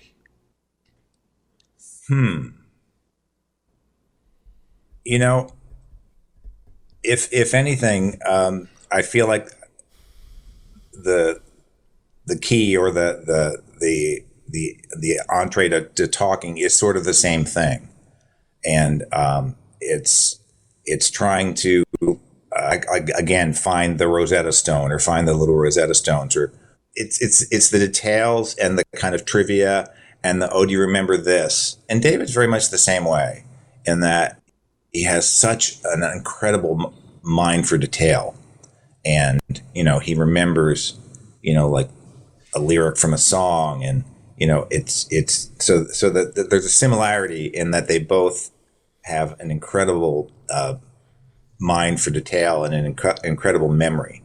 And, having a good memory has sort of been a key to working with both of them, but they're similar in that way. But I mean, Marty's, much more energetic and much more, it's funny because sometimes, he has the same thing of, he has to direct the movie and he has to be the person that everyone thinks he is, if that makes any sense. They both have really good senses of humor, though. Both David and Marty, I think, and love to laugh. Both of them, both of those guys. Yeah.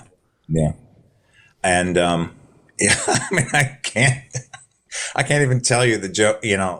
Getting David to laugh was always, because then he had that weird laugh because he's a serious guy, and his laugh was like, and like, it's just so weird to see that laugh come out of David. And then when he starts laughing, he can't stop. No, I know. Bob, I'm very impressed with your impressions.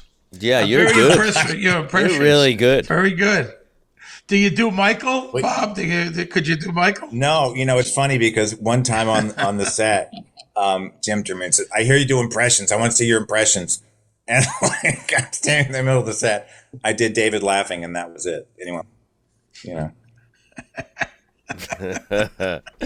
Well, Bob, I couldn't thank you enough, man. I couldn't thank you enough for taking the time out. I know you're busy.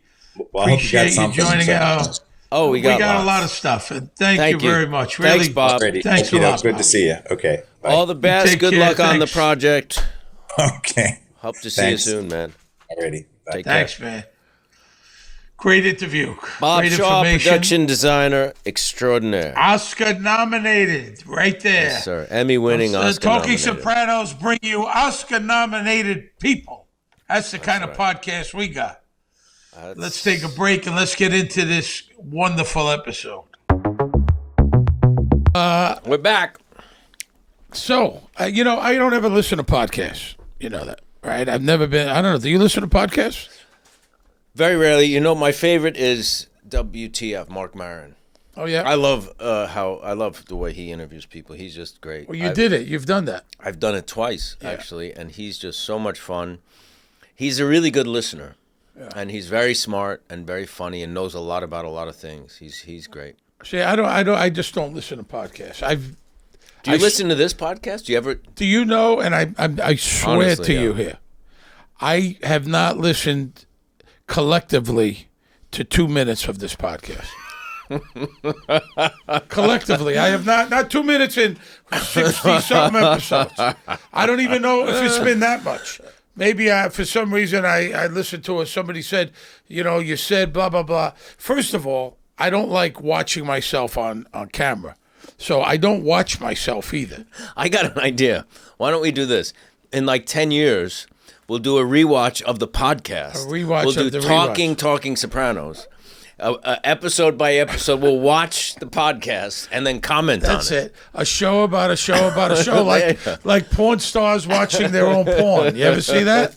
No. There's shows. There's What's that called? I think porn stars watching porn. They watch their own porn. Now, and if it's not out there, it should be. But I believe that's a thing. If it's not out there, it should be. But I really collectively, so I just don't. It's just not my thing. Okay? I haven't either. I've done a bunch of them. I just don't listen to podcasts. The one podcast I do listen to, Curtain Call, is the one podcast that I've listened to a bunch of them, not all of them, but it's about the Yankees. John Filippelli, the head of the Yes Network, from day one, he put it together. Kevin Sullivan. And if you're a baseball fan, you don't even have to be just a Yankee fan. If you're not a Yankee fan, you should be. I mean, yeah, but seriously, and they've had everyone on from Bob Costas to Michael Kay to John Sterling, Joe Torre, Derek Jeter, Bernie Williams, Andy Pettit. I mean, we could go on, and it's a lot of fun. You get a peek behind the curtain. And it's very informative. If you are into baseball, especially if you're a Yankee fan, you get to really, go behind the scenes, know what's going on, what goes on, and especially for me, it's fun hearing about the players, and their perspective on the game, And it's real loose. Filippelli's a Brooklyn guy. I've known him. I've done the podcast. I did his podcast. I had a ball. He is a big fan of our podcast. It's called Curtain Call. Wherever you get your podcast, subscribe to it. Really, I mean, yeah. You don't have Sports to be fans, baseball fans. You don't have to be Yankee fans. It's a must. If you're a baseball fan, Curtain Call. I'm telling you guys, from a guy that don't listen to his own podcast, this is a good one. Trust me on this one. All right, talking Sopranos. I like it. We're going to rewatch the podcast week by week and comment on it like we do with the show. Wouldn't that be weird, like if you're a porn star, like guy or girl, and you're watching, you're going, man, I could have fucked her better. I could have fucking sucked his cock better. You know what I mean? Like you do when you're watching, like if I watch a show where I'm on, I go, God damn it, I could have been better in that scene. I could have, you know what I mean? And they're looking at the same thing. Jesus Christ, when I bent over, look at my stomach when I bent over. Nobody's looking at the stomach. You see, but you see all your flaws. So if a porn star is watching their performance, I think probably the same thing happens. I guess so. I mean, but porn star has gotten, it used to be something special. Now it's kind of everybody's a porn star almost, right?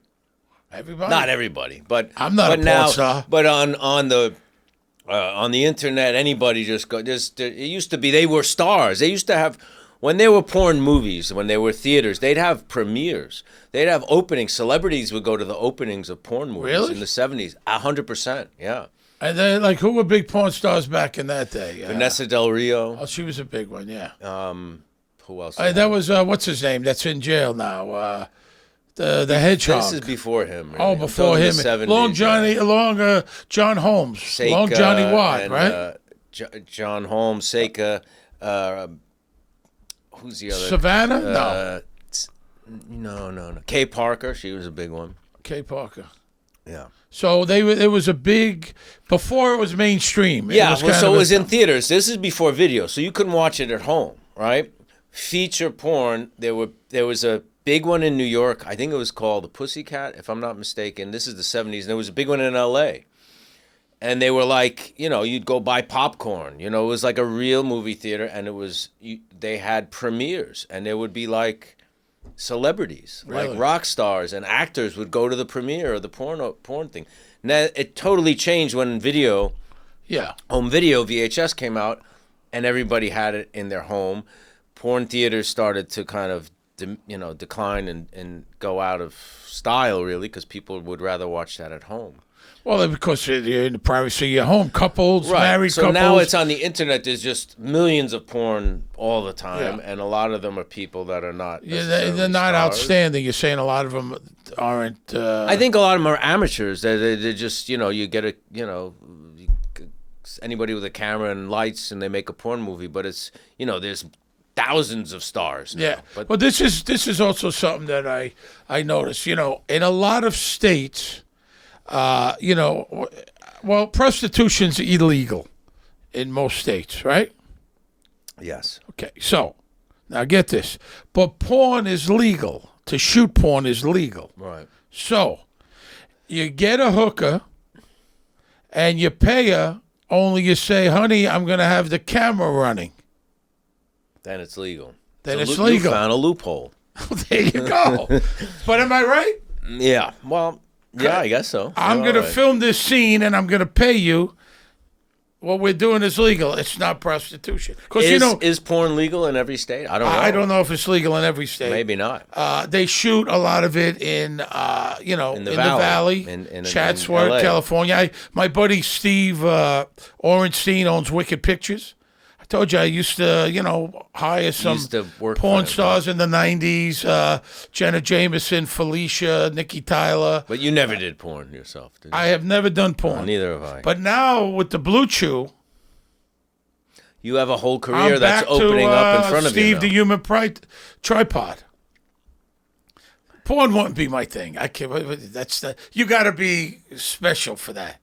You have to, first of all, want people to watch you have sex, which I find But you got to be able to appealing. hold on. You got to be able to go for a long time. Don't forget, also, what you're talking about was before Viagra. These guys had to Before stay video. hard. Now it's film. You got cans of film running. That's expensive. It's not come just, on. You had to digital. stay. They had to stay hard, these guys, before Viagra, over and over and over. It's not that's... Guys go, I could do that. I don't think that's a tough one.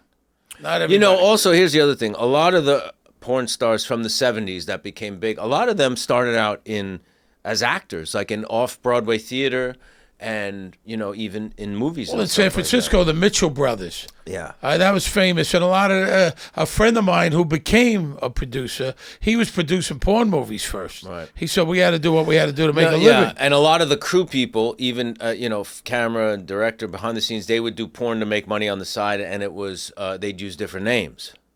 Of course. Yeah. But I also think, to this day, listen, a lot of people get off the plane, get off the bus, they want to be in show business.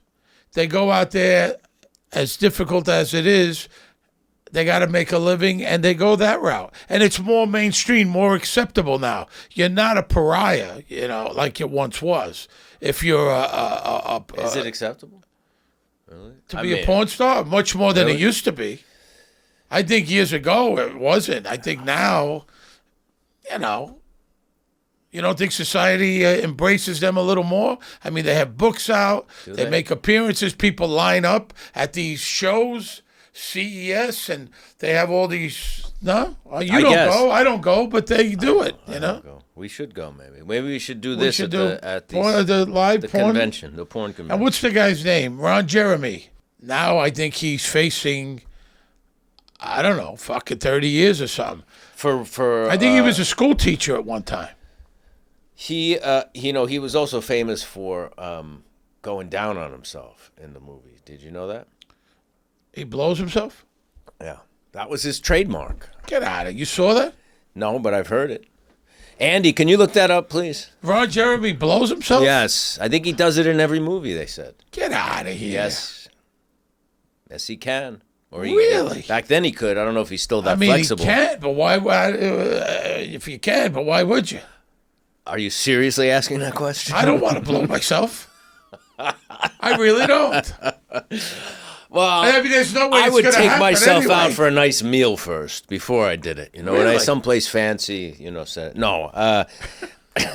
No, I mean, I guess he did it for the camera. It was a gimmick. You know what I mean? You show that on camera. Wow. Andy hasn't found that yet, but I'm sure. I think it is a trademark of his. That is, first of all, it's impressive. But besides so. that, that's certainly different. Yeah, I guess you have to have a big ego to do that. But you have a big ego. But yet I can't do that. But can you lick your own balls? Now that's something. Steve, I'm not Willy Boy.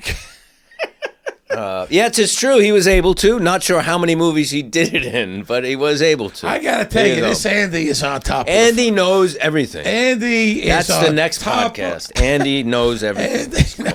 He is on top. What's the guy from Kathy? What's it? Ryan and Kathy Lee. Kathy, not Kathy. Kelly Ripa. Kelly Ripa, who I like, but her producer Gelman. Yeah. Who's a douchebag, and I've worked is with he? him. Oh, he's a douchebag. They'll never have me on. Especially now you just called him a because he's a douchebag. douchebag, but he's been a douchebag for years. But he's like the Andy, you know. He's like the Andy. Only Andy's not. Andy is the fucking best. Yeah. Gilman couldn't shine Andy's fucking shoes. You know that?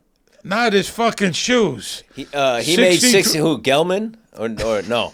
Sorry, he made 63 porn movies. Ron Jeremy. And he's going to get 63 years in jail for assaulting women, because that's what he's fucking done. Wow, that's fucked up. All right.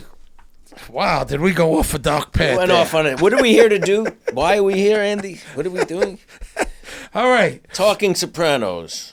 Season 6, episode 3, Mayham. Mayhem comes from Paulie Walnuts, a malaprop, with him instead of saying mayhem. This episode was released and aired for the first time on March 26, 2006. Your birthday. It's your birthday. My 40th birthday. Wow. I knew that. See that?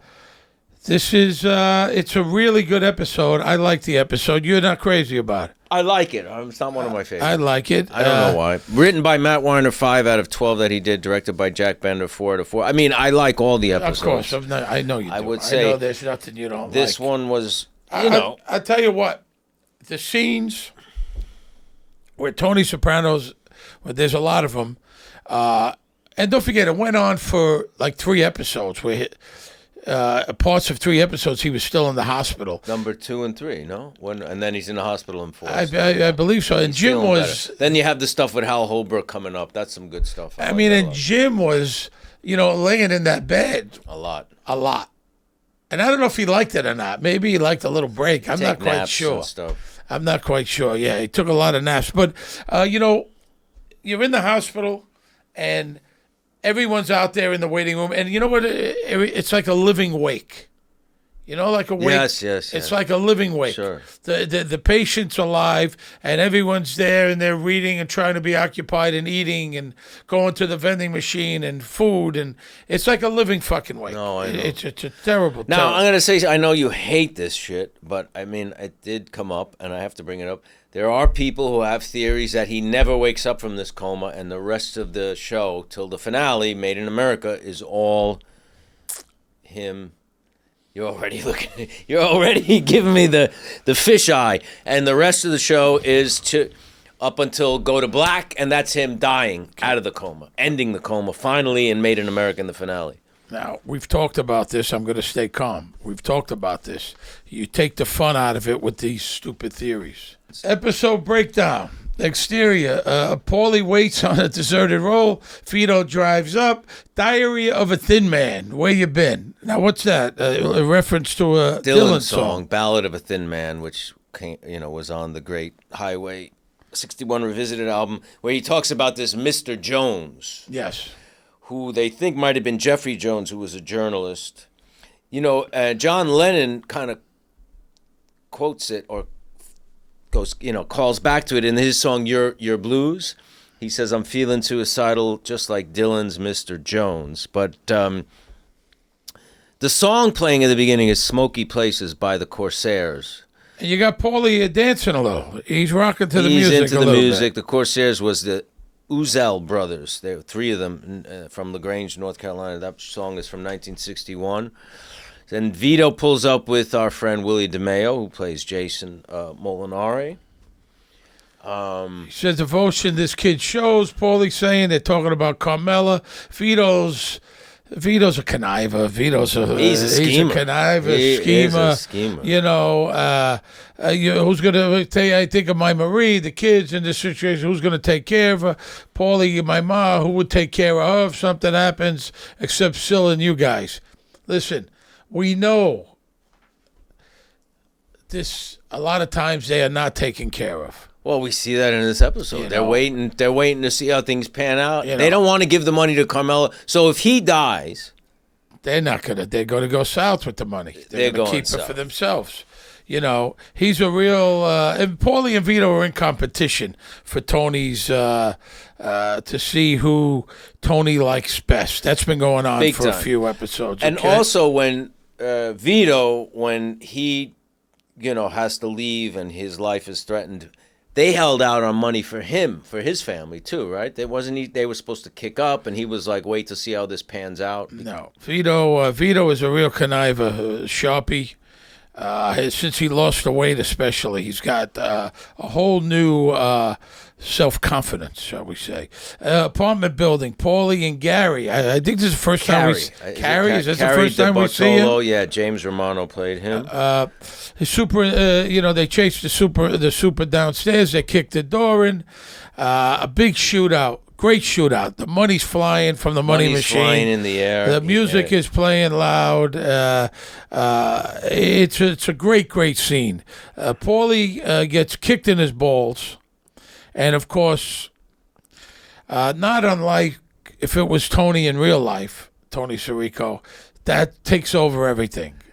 This is the third time Paulie has gotten hit in the balls. Valerie hits him in Pine Barrens with the shovel, and then Minnie, when he goes to kill Minnie, the friend of his mother's, when she kicks him in the balls. Didn't she knee him in the balls? And he's screaming, and they're fighting, and he's got the knife. He gets kneed in the balls. You could see Tony's stunt double because there's a scene where the wings and the hair are perfect. Just perfect. They got the wig. Yeah. I remember I used to see the wig sitting on the head in the makeup trailer. Yes, with the and wings. it used to be the dark hair with the wings. It was hilarious It to is see on a hilarious. styrofoam head. You know what I It mean? was very funny. Yeah. And I could see in certain, I could just see where it was the stunt double. It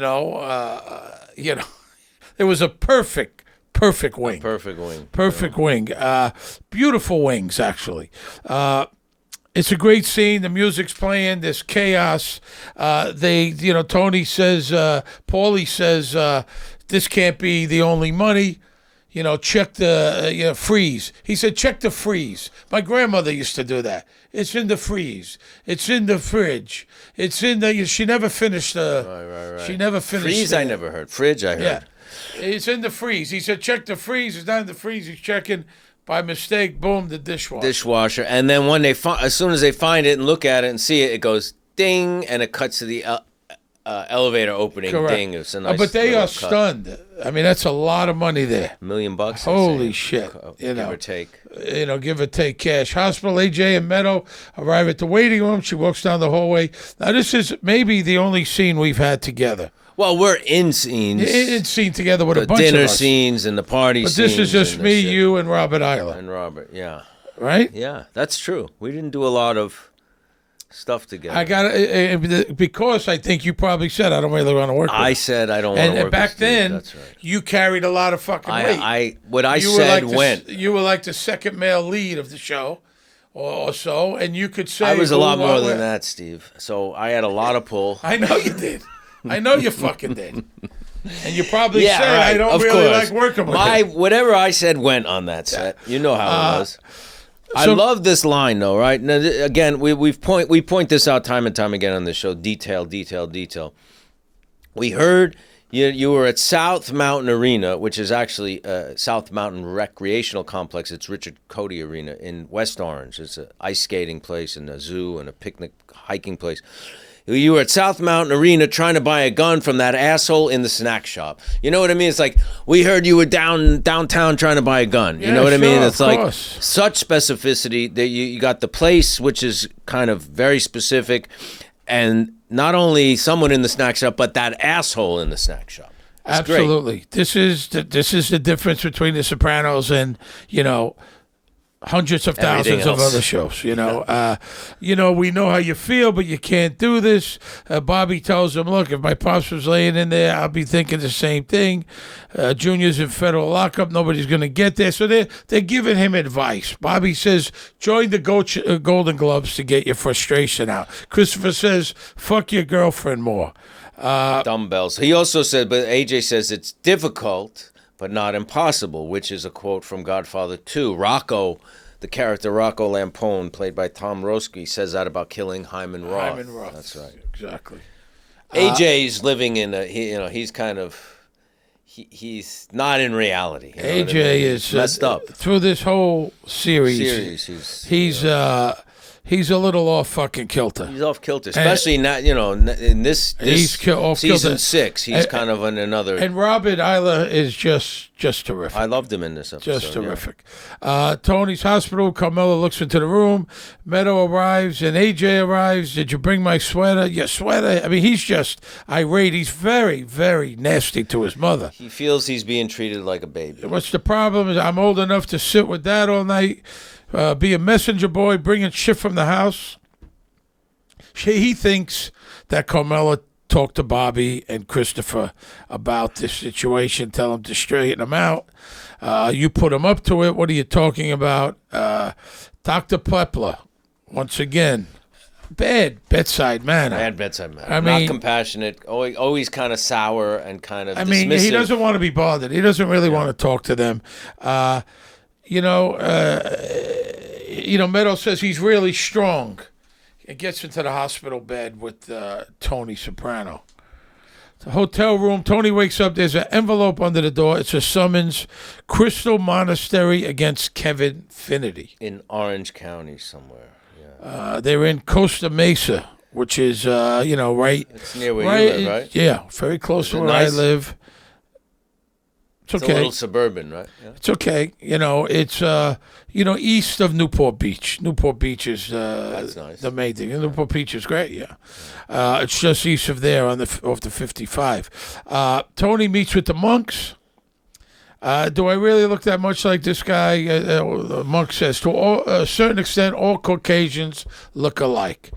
Yeah, and I think something about what I think is happening here, thematically, is you're talking about capitalism, materialism, and we see that through this episode with money and, Carmela being complicit, and David talking about the American dream through The Sopranos and something like that. I think that's what that all Caucasians look alike is, kind of a pointed reference to that. Gotcha. And maybe that's the my one opinion. monk is very nasty. The one that slapped him. He's nasty. He's a nasty monk. I didn't think monks were nasty. I thought they were all peace and zen. It's not just peace and zen. It's not. Buddhism is not about turn the other cheek like Christianity. It's not that, because it's responding to situations in ways that are more effective. Has a monk ever tried to hit you? No, but listen. Sometimes people need to get straightened out, no? Of course. Well, there you I'm go. all for it. Well, that's Buddhism. And if a monk hit you, would you slap him back? Depends on why he was hitting me and who he was and what was the situation. So it's a violent religion, Buddhism. No, but I don't consider that violence. No, I know people need to get straightened out. I don't mean beat up. I mean, sometimes you need to, get their attention. Yeah. Okay. Yeah. Tony says, I came in because I thought you could help me reach Finnerty. He's telling them that he's got Alzheimer's, and they say there's always some story. They think he's lying, bullshit. There's lying. The one monk taking him serious. The other two are laughing at him, especially the nasty one. There's a nasty one there. And, the Alzheimer's, is that coming in from him thinking about Junior, or is it coming from, you think he's hearing stuff in the hospital bed about his brain function and that he might not be functioning? I think it's probably both. Both, right? Yeah. Tony's hospital. Carmela sits next to Tony. Janice arrives. Now, tell me what this means. Go home, I'll stay, Janice says. I just had Chinese food. Because didn't she say in one episode she can't eat Chinese food because of MSG? And when to you? I think so, but what does that mean? She love won't that be able line. to sleep because of the MSG? Maybe it's just a detail, you know, I mean, it's like... I just said Chinese food, you go. So I'm going to be up all night anyway? It's a weird line, isn't it? It's so pointed and specific, but I just assumed it was... I it's think dinner time or past dinner time, and she's assuming Carmela needs to eat, but she already ate. I don't know, but your explanation might be better because she did mention she can't deal with MSG. I can't sleep anyway. I don't know. Supermarket, very awkward scene. Carmela sees Melfi. Melfi, how are you? You know, is the point. You know, Carmela says, hey, Dr. Melfi, how are you? I'm running around crazy. My son was supposed to get coffee or tell the maid to. I got, it was thoughtful. I've been calling the hospital, and they say that Anthony's stabilized. So if you need anyone to run interference with the doctors, don't hesitate. She says, I have plenty of people around I could talk to. Which she doesn't. No, of course not, but it's very awkward that she says that, And it's awkward that she mentions the maid. It's like she's trying to kind of, that everything's okay? That everything's okay, that they're doing okay, and that everything's fine. Because she's dressed kind of frumpy in that scene. She's not made up. Usually, Carmela, when she goes out, she's, the hair, the makeup, the clothes. She's not there, and maybe she's trying to kind of... Maxwell House coffee. Do you drink Maxwell House? No, I drink Bustelo. That's my coffee. What's that? Very strong Italian? It's not Italian. Spanish? I think it's Cuban coffee. Oh, that's I don't strong. think it comes from Cuba. Isn't that but strong? I think it comes from, it's strong, yeah, I love it. Silvio's house. Gab, and he lets Benny in. Benny always on the money. Benny's there to pick up Silvio. He's now driving Silvio, who's in charge, while Tony's soprano is laid up. Silvio's couple of guys left 3 on the floor in some Colombian laundry. He says $1 million plus, they're thinking. And here we see Silvio has an inhaler. We've never seen this before, right? No. And he has asthma. I have an inhaler. You have asthma. Yeah, but maybe the last time I used an inhaler was maybe a year and a half ago, 2 years ago. Very rarely do I get an attack, but once in a while I do. Silvio is getting ready in the bathroom. He talks to Benny. He's getting ready in the bathroom. Asthma's kicking in. Pollard's out of control, he tells her. Have you ever asked yourself what happens if, God forbid, Tony Soprano doesn't recover? And obviously he has asked himself that. Although Silvio, he is very loyal, I think. Yet he's a realist and a pragmatist, and he's thinking, he tells Gab, Jackie floated the idea of Silvio being boss back, when he was... Yeah, he says, I'm going to tell you something I never told anybody, but not me. I always never saw myself as that kind of guy. He says, all I ever wanted was to carve out a little piece and enjoy some grandkids. Right. That's what I don't think Silvio, of course he's a flat out killer, murderer. Absolutely. But I don't think he gets off on it. No. He likes making money. He does it because it's business. He lives nice. No. He does it. He's got a nice dresses family. Nice. Yeah. He does it because it's business. Whereas some guys enjoy. I think Christopher enjoys the violence. Christopher is a very violent guy. Paulie also. Yeah. No, Silvio. No, Silvio. If he'll do what's necessary. But it's business. Yeah. You have strength in crisis. Rispoli, Jim, and Stevie, they were all down to the wire, right, for Tony, which we know, right? Michael Rispoli, Jim Gandolfini, and Stevie. Yeah. This kind of mirrors that. You know what I mean? For me, it also mirrors the E Street Band a little bit.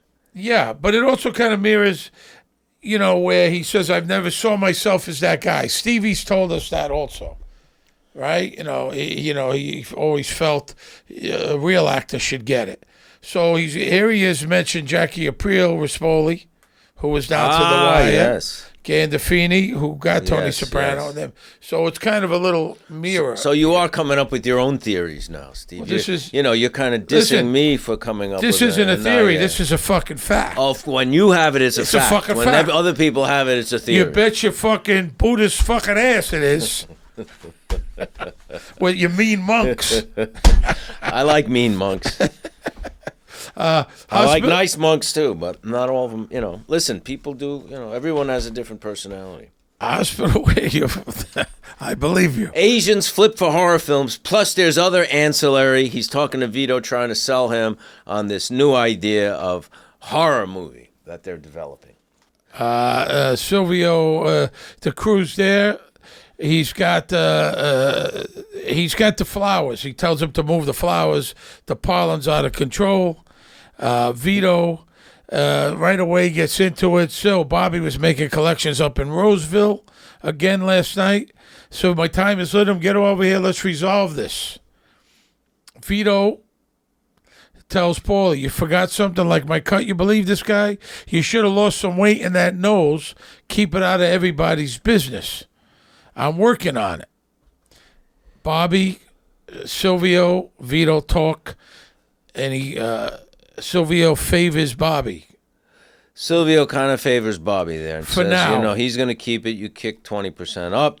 And both of them are kind of like, well, what the fuck? You got to make a decision here. So Silvio's on the fence. He says you got to kick up 20%, right? So it's kind of not a decision, really. He's kind of just Yeah, just say for now. For now, hold But then off. he says, what am I speaking Norwegian? which is oddly foreshadowing Lillehammer. They moved the flowers. For the time being, it's going to be for Bobby. Vito does not like this because you got a lot of money, at stake here. Tony's hospital and Carmela and Meadow arrive. Barbara and Tom are there, his sister and the brother-in-law. Everyone's chipping in for their support. You got a big nucleus. You got all the wise guys there. You got Silvio, the number 2 boss, comes in. And the family. You've got the family. Yeah. AJ's the odd duck out. He's not even handling even the littlest things his mother's asking. But everyone's around. Hotel bar. Tony's sitting, or Kevin Finity. Drinks at the Tony bar. as Kevin Finney. Jimmy Smith is playing on the soundtrack. The sermon. The hotel bar is a lot of organ music in this episode and the last episode for some reason. He orders a drink, a good pour. The bartender, I like this bartender. He listens. He's got a good personality. Right. He's not a surly prick. You hate small pours. Oh, That's no. something that really gets you. Remember we went to that restaurant? It's not there anymore. What was the place on Duane Street? Deck or something? Was it Deck? Yeah. They poured you a glass of wine. You like... Yeah. It was a shot of fucking wine. Remember, was I like forget a the shot guy's of name. wine. He was a nice guy. He didn't pour it. Whatever, No, but it was went their out of waiter. business. It went out of business. We went there after one of the premieres, and they were sweeping up. We were in there. Bill Paxton was with us. We had a ton of people after one of the Seymour, premieres. I think, was Yeah, there. I mean, a ton of people we brought to help out. Everyone, David Chase, Jim, I had to bring 50 people or more, and they were sweeping up like at 2 o'clock, 1:30, like they wanted us to leave. Right. I remember that. And they went out of business, and now it's Forgione's. I forget the guy's name. He was a good guy. Actually, the pour, I think it was Forge at the time. It wasn't Deck. Oh, that was another place later on. The small pour. Forgione. It was like a shot of It was like wine. a shot, like they put it in a jigger. Yeah, but I'm also not opposed to, I don't give a fuck how much money I have. I'm not opposed to telling them because I feel you're flat out ripping me off. Yeah. You're ripping me off. You're charging me $15 for a glass of wine or fucking more or vodka, which is what I drink, vodka rocks, and you're fucking charging me and you want to give me, I know what vodka costs. You're giving me a little shit thing. I know I could fucking knock it back. This was a problem in Australia. When Australia had a big problem. They're legally obliged to go by a 1 ounce pour. Yeah. It's a very strict thing by the law in Australia, and everywhere we went. Finally, remember when we had the party we went out to dinner, all of the whole crew in Melbourne, and they had a whole bottle for you. They had bottles, a bottle. Yeah, but because you you couldn't even tip your way. Like even here, usually, You tip the bartender. You know, the get to bartender, know them. you give them up front, like you say, give me a vodka rocks, and then you give them, They give you a nice pour. $10 up front, and then from the rest of the night, you'll get a good pour. Give me a drink. Don't give me full of ice like a fucking snow cone. I don't want a snow cone. I want a drink. Don't like they do at the movie theater. You order a Diet Coke, they fill it up with ice. Don't give me that fucking shit. Right.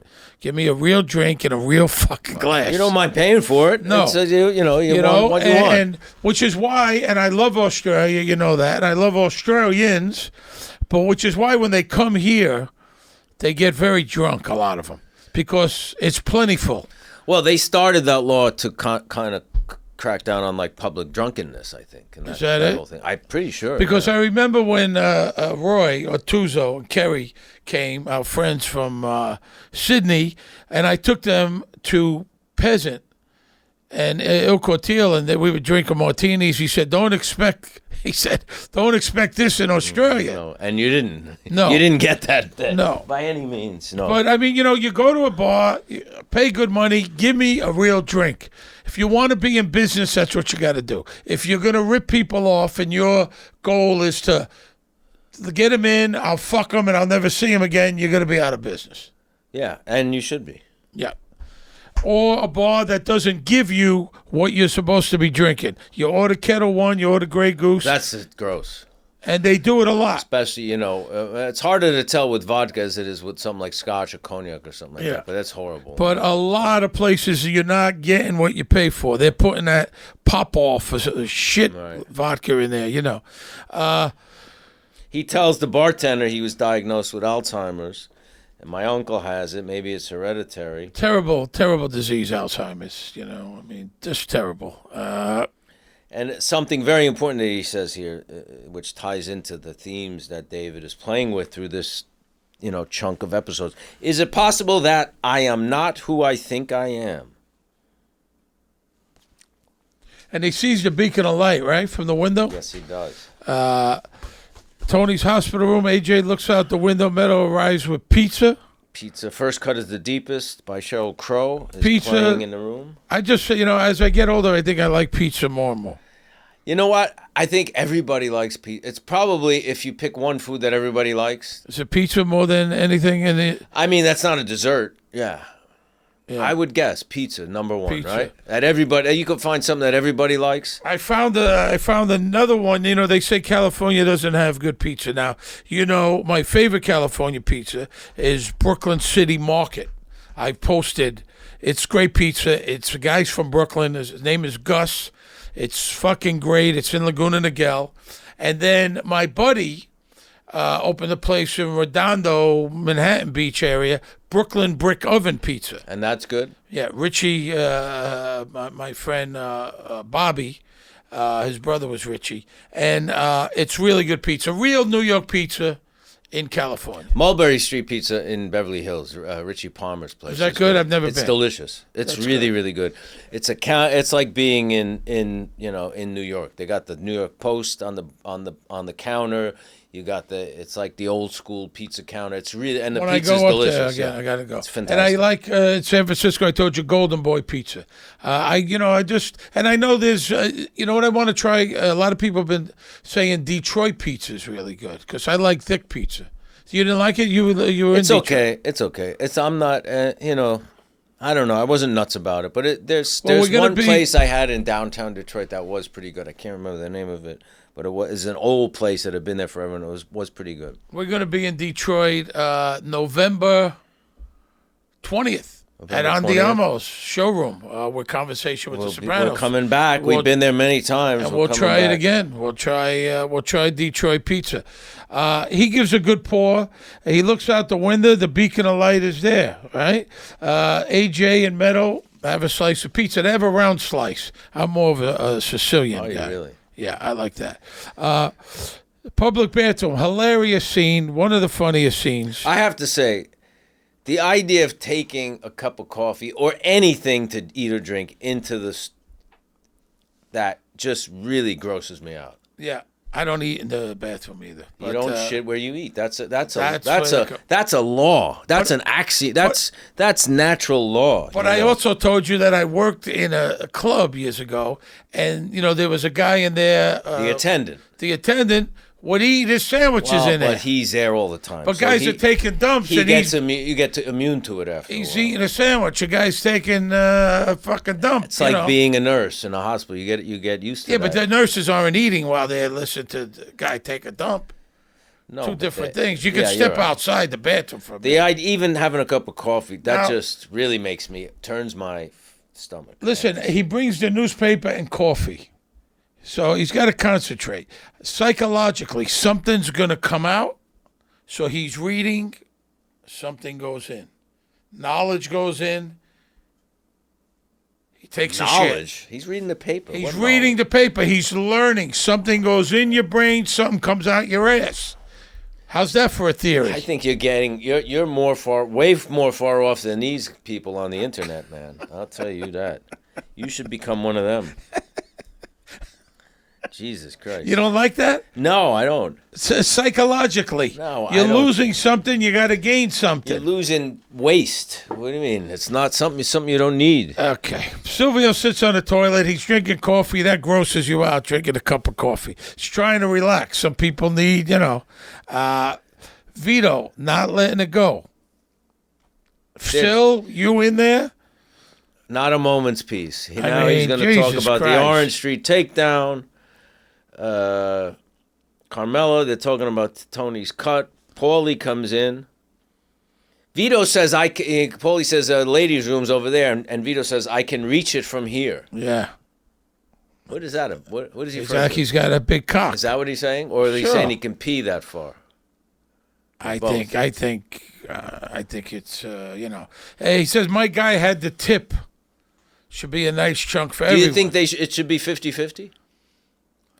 I don't know. No, I don't think it should be. Absolutely, they risk their lives. I think Vito should get 30%. That's what 30%. I think.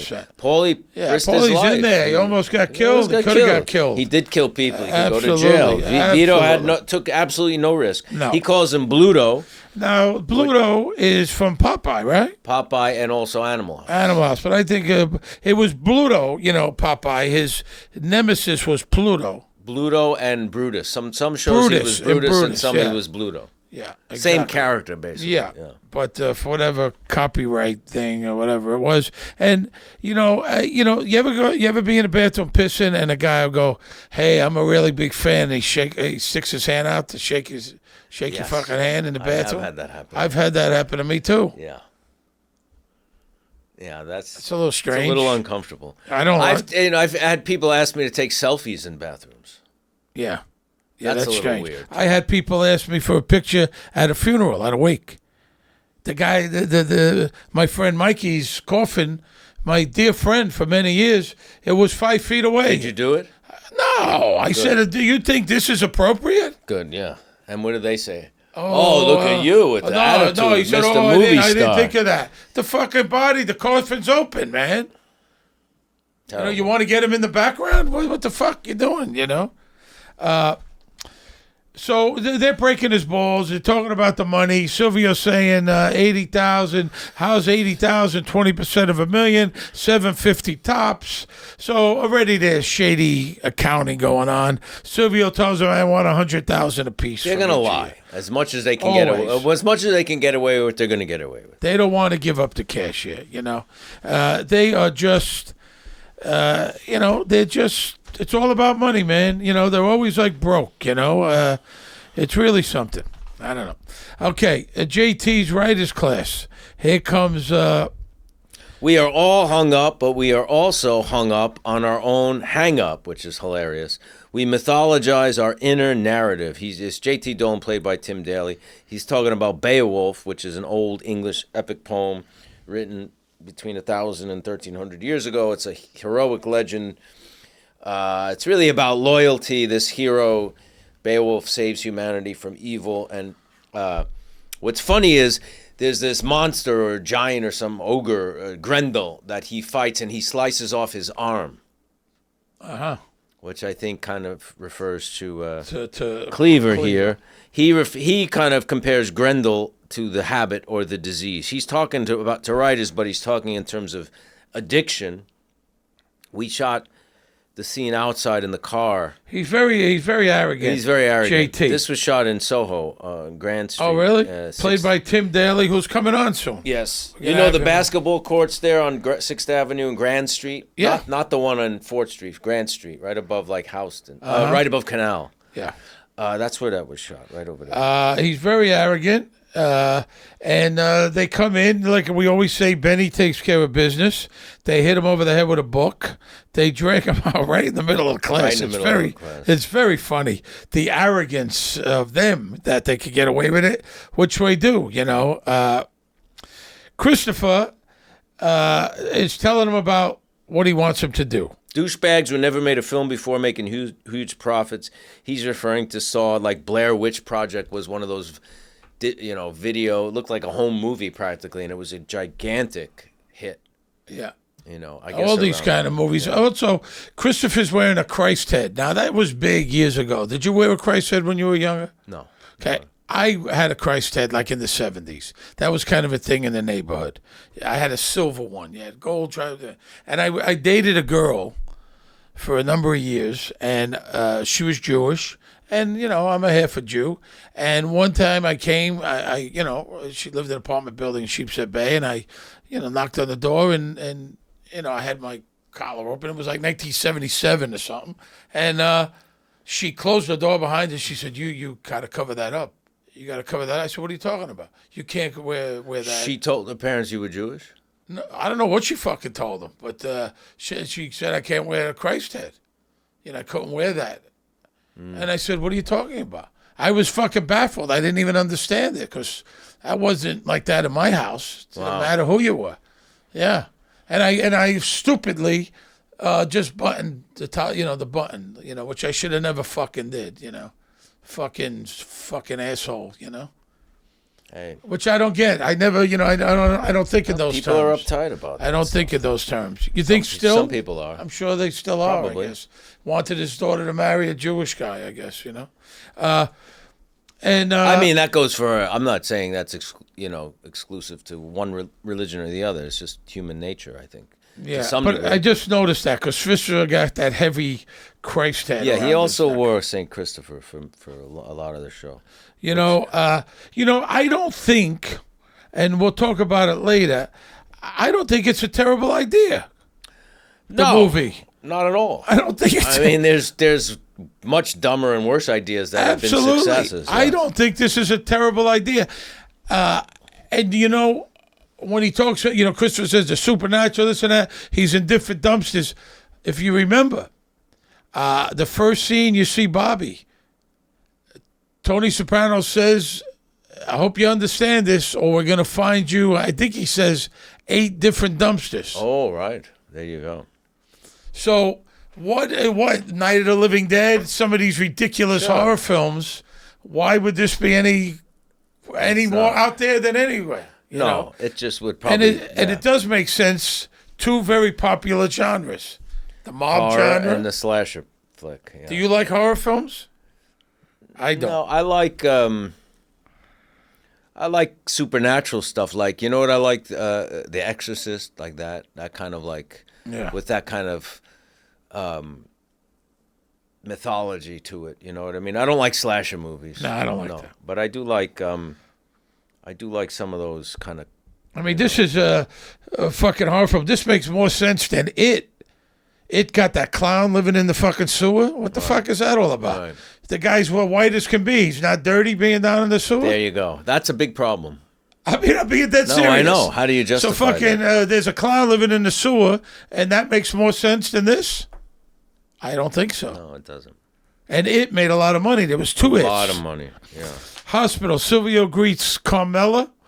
I want to let you know there's a major package coming, so he's tipping her off. There's a package coming for Paulie and Vito, very significant. You've done so much already. We just found out insurance won't pay for physical therapy. I just want to call back to that when he says, Christopher says he's put back together by science. maybe it's supernatural, and he gets revenge, including the cunt he was engaged to. She was getting porked by his boss the night the hero was killed. Now, Yeah. Christopher knows that this is based on him, right? Yeah, I think he knows it. I just don't think I don't think. Because when they actually do the movie and there's that premiere, Christopher kind of seems oblivious to the fact that Tony would. I don't think at all be Christopher's offended. very smart. Yeah, but You always say he's a hard worker. I don't think he's a hard very worker. smart, but No, I don't he's think not. he's very smart. He's not very smart. I But think he's kind of stupid, to be honest with you. he's very stupid. But he's a very hard worker. But you're coming up with an idea for a movie, and you're saying he gets revenge on everyone, including his ex-fiancée who was screwing his boss the night he got killed. Well, that's not how it happened, but he's assuming that it did. Well, maybe subconsciously this is a story. He's not thinking in those terms. Maybe. It's very possible. A major package is coming. Silvio greets Carmela. I want to let you know of Paulie and Vito. So he tips her off. She says, we could use it. The insurance won't pay for the physical therapy. You want to come in and say hello? He Great does scene. not want to go His say face hello. is great. He's got a great face here. Very reluctant. He goes in, and he's shaken up when he sees Tony. He does not want to go in. He's scared. He's scared of it. He's shaken up. Silvio holds his hand. He's great scene. Stevie Van Zandt, great in this great in this Really great. episode. Great in this episode. Really, he's very uncomfortable. And the moment when he does reach for him, he reaches for Tony's arm, and He's you see him holding sincere. the arm. There's some moment, because out of everyone, he seems to be the most kind of concerned out of all the guys. I really like that moment. Phil's house. Phil, Vito, Patty, and Marie have dinner. Oh, wait, I don't think we're rolling yet, are we? Are we rolling, Andy? Okay, go ahead. We're at Phil Leotardo's house.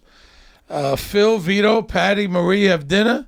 Phil, the bacala question. Bobby don't have any claim. I don't know why Sil ruled so half-assed on you. Is this the first time we're seeing Vito's wife? That's played by Elizabeth Bracco. Lizzie Bracco, sister of Lorraine. Lorraine Bracco and the wife of Aidan Quinn. Aidan Quinn. Terrific And, actor. Lizzie's a really great actor and just a really great human being. Yes. Somebody I really like. She's been in a lot of movies and television. Mystery Train, Analyze This. I actually first met her on the set of In the Soup, which starred Steve Buscemi, Seymour Cassell. She was in Trees Lounge. She was in that movie Lewis and Frank, the same director of In the Soup, Alex Rockwell. Lewis and Frank was Johnny V was in that. Tony Curtis, Steve Buscemi. It's I've never seen it. It's an indie that Alex Rockwell Really? did. Yeah, I want to see that. Tony Curtis. Legend. Legend. I never met Tony Curtis. I wish met him. I did. told you. did. He was on Quaaludes. He was on. You did tell me that. I walked him Right. out to his car. He gave me $10. I carried his cowboy hat, then I put it on his head. There you go. A legend. Vito's talking about having fruit after meals. He's big into that diet, and this is every fat guy that loses weight, they don't stop talking about it. the exercise and the diet and what they eat. you should do, and you should do this and should that. And Vito's doing that to a T. And then Vito says, honestly, how can I, he's worried more about taking care of Carmela than the actual fucking earnest. He's talking about Silvio. Honestly, how can I show Carmela? Maybe I'm not following you. I'm as supportive as the next guy, but there's a point. And what if Tony takes a turn for the worse? I'm going to hand her $100,000 and he dies the next day, be money down the drain. Phil gives him good advice. It's tempting. You can't think that way. He also says you would look like John Travolta back in the day, and wasn't Joe? Joe was a good-looking guy when he Joe was young. Ganiscoli was like king of the discos, wasn't he? But I don't know about that, but he was a good-looking guy. I thought he was an athlete, A very good athlete. and he was. hockey I thought he was guy. like king of the discos. That's what I back in Brooklyn. Maybe. He was a good-looking guy. He was around, and he was bouncing around town like a Brooklynite in those days. I like the line, "Who's keeping Ginny and Butter Brickle?" Butter Brickle. Butter Brickle is For John, he says Billy took care of his family when he was in jail because Billy was his brother. He says, I can't get over it. I'll never get over it. I understand that. He's given Vito some good advice here. Who do you think's keeping Ginny and Butter. Brickle. Tony dies, that's $100,000 down the drain. So they have absolutely no concern or regard for Carmelo, the kids.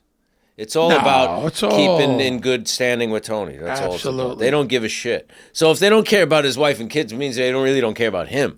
Of course they don't. Right. He's just if he dies, the next guy goes in. They won't give a shit about the next guy either. Of course. It's all business, man. It's all about money. Paulie's house. Paulie's icing his balls. His injury. Little Paulie's there helping him. Giving him the ice. Puts it in the Ziploc for him. You're still stewing about that money. Spend some, you'll get over it. Paulie's very cheap. He's cheap. He's pissed about money. He's pissed the same way Vito is. He doesn't want to kick up. He's worried about he calls her the Princess of Little Italy, which is a song by Little Steven Van Zandt. Yeah, Stevie wrote that song. The boss's wife, what are you going to do? Listen, there's certain things you got to do. This is part of it. Like as an actor, you got to pay your agent. You might get the gig. He's got nothing to do with it. You got to pay the 10%. Right. And you go, what the fuck? People go, well, what do you got to pay him for? He didn't do nothing. This is how it works. That's how it works. This is what you signed on. That's it. You made a deal. Is a deal is a deal. And he says, fuck her. He really, so we see Paulie and Vito both do not give a shit. And then it cuts to Paulie cutting coupons for Band-Aids. Tony Sirico's not cheap. He wasn't cheap. He's actually very, very generous. Very generous, good tipper. Stevie Van Zandt, the most generous. Yeah. Big tipper, picks up every check. Jim was a big tipper, picks up every check. I can't say that about everyone. No. But you're a big good tipper. I'm a good tipper. I pick up checks, so do you, But there are a few, I won't mention names, aren't as forthcoming as others, shall we say. I'm more frugal. Yeah. I don't use coupons. I won't use a coupon. And you want to know why? I grew up on food stamps. Right. And I was traumatized as a kid. Seriously. But coupons and food stamps are different, right? It traumatized me. I grew up on food stamps, and back then, I think now you have a card, like a credit card. Like a credit card. Yeah. Back then, you actually had the fucking things. So, there you are. People are behind you. In the You're grocery at the store, everybody knows you. Everybody knows you're on food stamps. I mean, it was fucking terrible. My mother would send me to the store with the food stamps. It was horrifying. Yeah, that is traumatic. Sure. And then, she would send me with a note. She would say, go to the store and give me a note. And the guy would open it and read it. I mean, she knew him, obviously, and to charge, to put it on an account, and it was fucking terrible. 10-year-old, 11 years old, you're going to the store. And it's not like I'm going, hey, Michael, listen, I'm going to take this shit. I'll be back tomorrow. I'll pay you. It wasn't like that. You got to go with the note like your fucking hat in hand. She'll pay you at the end of the month, So I don't use any coupons. There's a show about extreme couponing. Yeah, people are really cheap. Cheap. Well, they get 6 full carts of groceries for like $1. You see it on the TV. Really? Yeah. Well, there's also there's people like if gas is 10 cents cheaper a gallon, they'll drive 5 miles to save like $3. That defeats the purpose. There's a lot of that, but Paulie's very cheap. I really didn't know that so much, and he doesn't want to give this money up. No way. And he gets a call from Silvio. He says, "You're gonna, you're good, and you might want to take care of that thing we talked about, the big piece of pie you were bringing to the hospital. She's expecting you, so make it happen. Keep your shirt on. It's done." Silvio says, "You got a problem taking orders from me?" And he does. He says, "I resent that." He does have a problem with Yeah. it. Absolutely. He says, "I know who I'm dealing with." Silvio's asthma is getting a little worse here. He's got a lot of pressure on him. He's not handling it well. This is not what he doesn't want this job, Silvio. And at some point, Gab says, "Do you get paid more for this?" He says, "It comes with the job, part of the territory." Carmela arrives, Tony's hospital room. Sinatra's playing "Oh, What It Seemed to Be." I don't like those. I don't like Sinatra, the '40s Sinatra. You don't like that? I don't like the old stuff. No. Yeah, I kind of like it. Yeah, I don't care for that. It's boring to me. The nurse, very nasty. Don't get in bed with him nurse, again. Yeah, you dislodged the drains. And she says that was not me, that was Meadow. But yeah, bad bedside manner there. Instead of just saying, "Hey, could you please not do that?" Blah blah blah. She kind of snaps at her. You would think there would be a little bit more compassion. Hotel room. Tony talks on the phone with Carmela, which it's not Carmela. It's Wendy Hammers again, the comic actress. And he's saying, she says, "What are you still doing out there?" He says, "I'm involved in a lawsuit. I fell down the stairs." He doesn't tell her that he's been diagnosed with Alzheimer's, but that's kind of what he wants to say. And he says, "I have a mild concussion." She says, "I'm coming out there." He needs help. And then we see he takes out a flyer, which is about an event at the Inn at the Oaks, which is in Santiago Canyon, Thursday, May 5th. Interesting, because this was 2005. 555 is the date. What does that mean? Abundance coming from change and the grace of God acting upon you. That's what 555 is? Yeah. May 5th is also the day Napoleon died. I don't know if that has anything to do with it here. But Napoleon? How would that matter? The head, the capo, the head of everything, running things. I don't know. Probably not.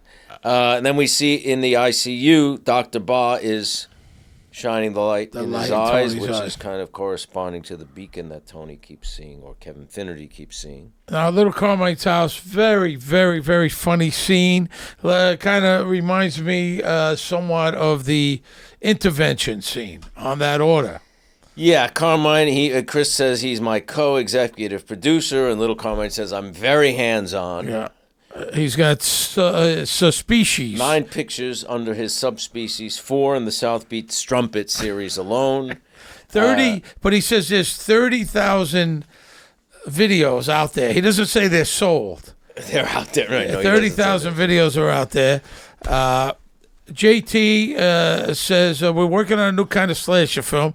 Takes place in the world, and he's reluctant to say it, of the mafia. Christopher chimes in. It's about a wise guy with a big mouth and bigger dreams. Anyway, they call him the Butcher. Silvio corrects him. No Butcher. There's a certain Butcher out of AC. Christopher right. So they agrees. Got to change his name. The tentative title is A Pork Store Killer, but he thinks it's better if they call it just Cleaver, which is a better title. Cleaver's not a bad title. And Tim Daly's very good here. He's getting to business, really fleshed this idea out. He did his job. They take everything literally, what he's telling them. Right. What is he, a ghost? They don't understand. Or a zombie of sorts. And, it's a movie. He's pitching the show to them as investors, and Silvio, very adamant.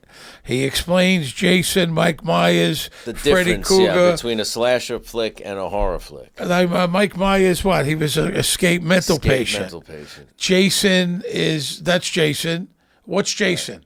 He's got the hockey mask. Jason is Mike Myers, right? No, Jason is, what movie is Jason? Friday the 13th? Yeah. Halloween is Mike Myers. I don't know who Jason I don't know. is.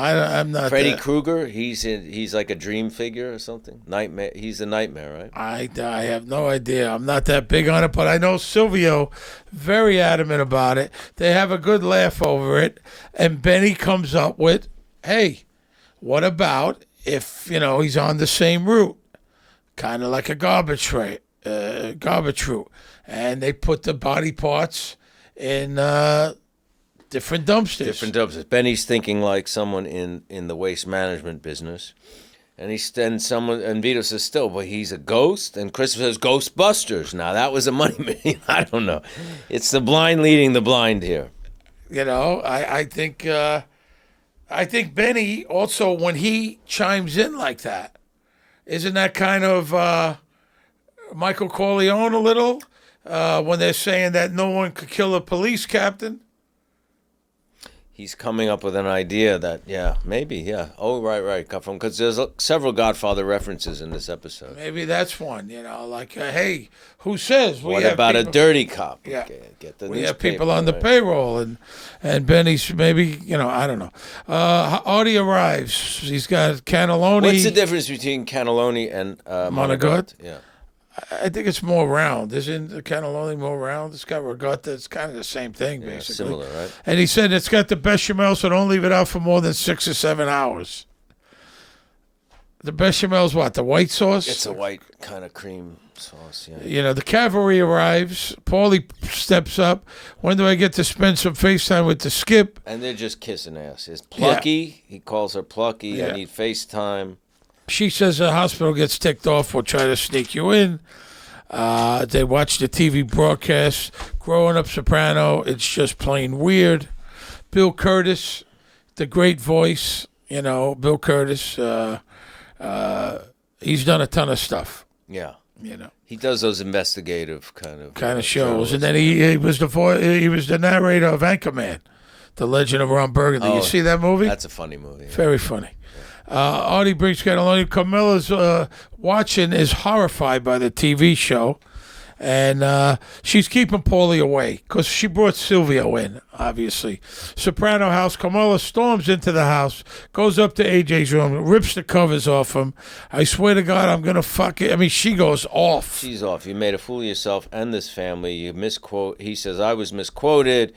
Yeah, she says, exactly, that's what they do. You drag me around like I'm 5 years old, and then she says, you're a cross to bear. That's all you are. That's a bad thing to say. Horrible, yeah. Bad thing to say to your kid, bad thing to say to anybody, to your father, to me, to everybody. Fuck it all. Tom Aldrich, says, Carmela, what the fuck are you saying? What are you doing here? What the hell is wrong with you to say something like that to your kids? Certain things, you just don't say, but he's pushed her to the limit. She's got a lot of pressure on him.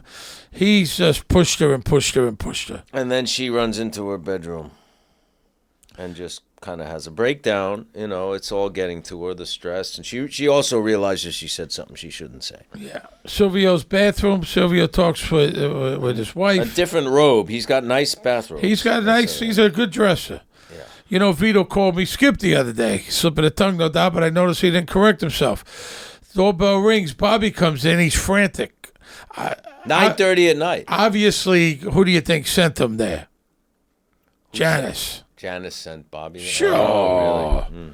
Bobby, he doesn't operate this way. I got a baby and 2 kids in private school. This arrangement with Vito's killing me. It's a really big deal to Bobby and not to Silvio. He doesn't even remember what the hell the issue was. He's not dealing with it. The asthma's bad. He's on the inhaler. This temporary that's a good scene. Shit. You guys were really good in this scene. Roseville, this temporary shit, I need an answer. I'm going out of my mind here. I'm liable to do something drastic, Bobby says. Calm the fuck down. Let me think. Mornings are better. I'll come up with a solution.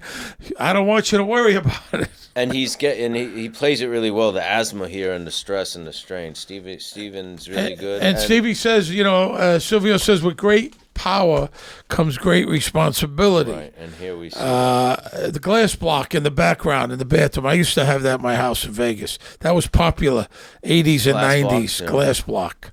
You don't see much of that anymore. She asks about the compensation.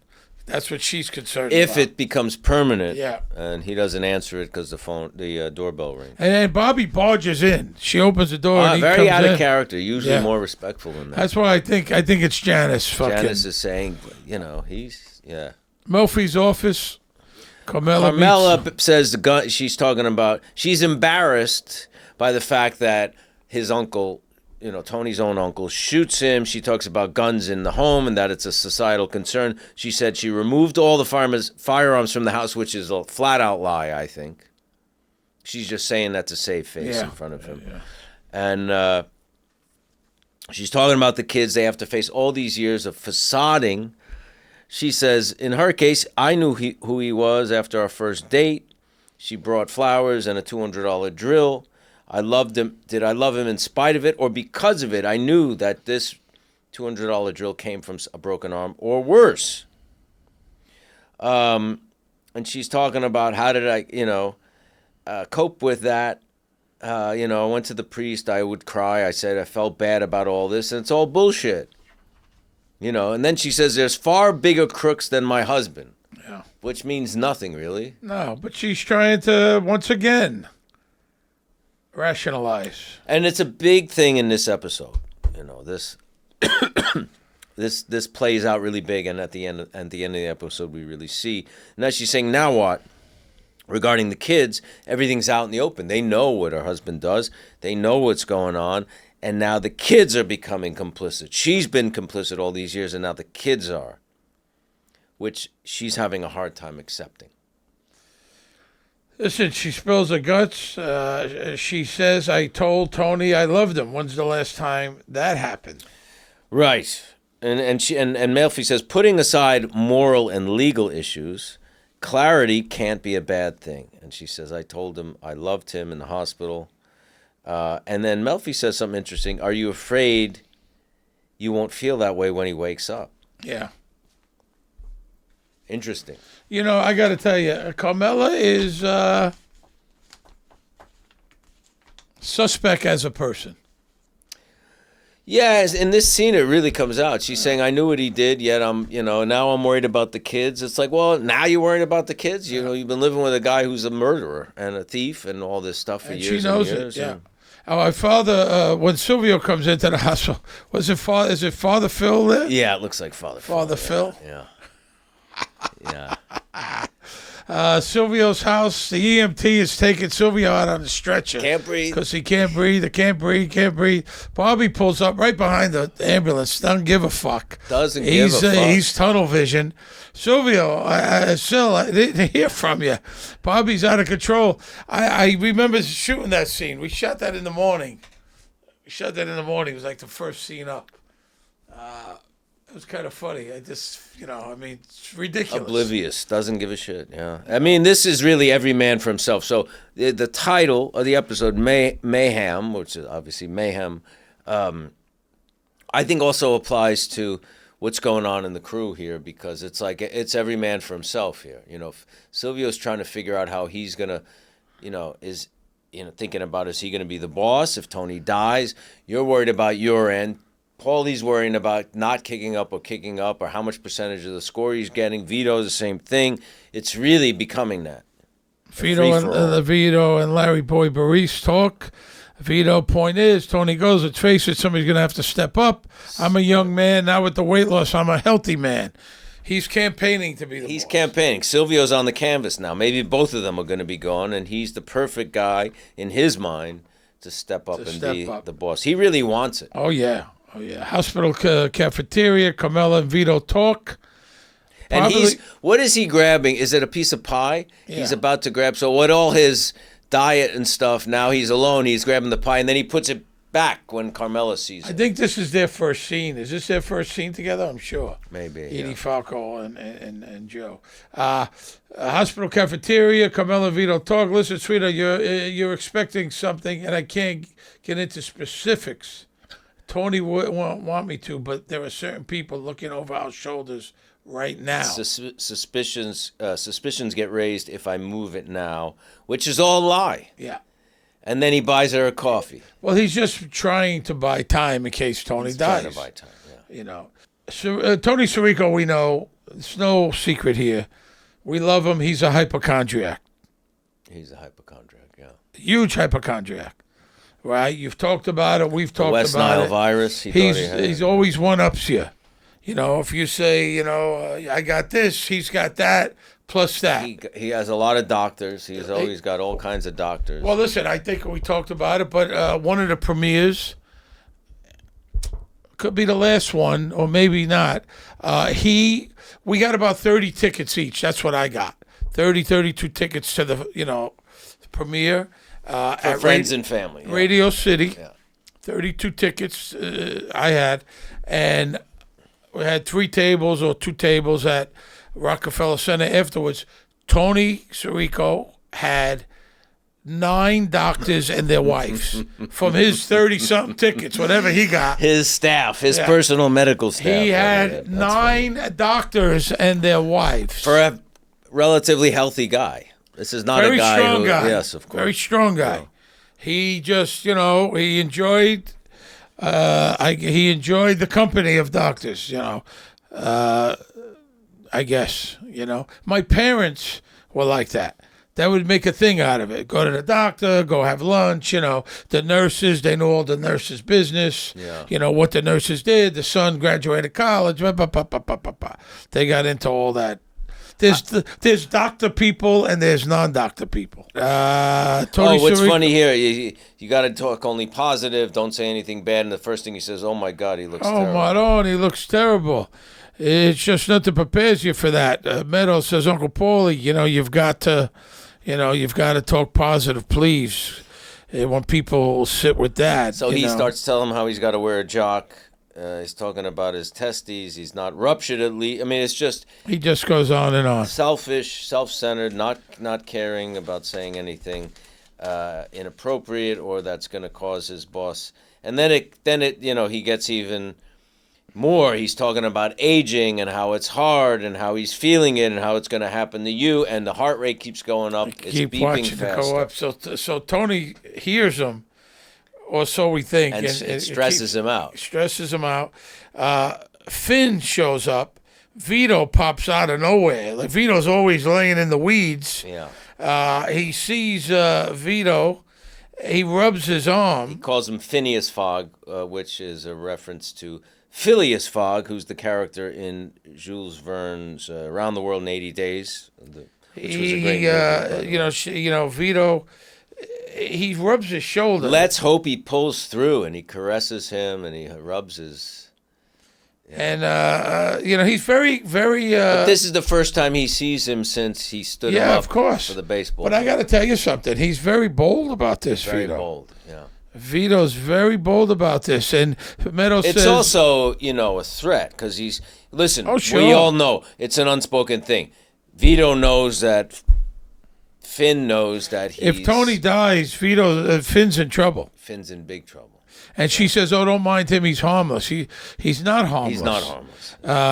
Meadow, had told him to talk positive, but Finn is worried, and he should be, because if Tony goes, right, because he knows that Vito knows that Finn has this over him now. The fact that he saw him with the security guard, going down on the security guard, and he's basically kind of saying, if you don't, you better watch it. If you don't do what I want, it's a veiled threat, absolutely. Yeah. Hotel room, Tony talks. You go back to Paulie though again, and he's going, I got agita complaining, I feel it here, which is where Tony's feeling it because his heart is kind of stopping, and he's banging on the wall, shut up, the TV's on.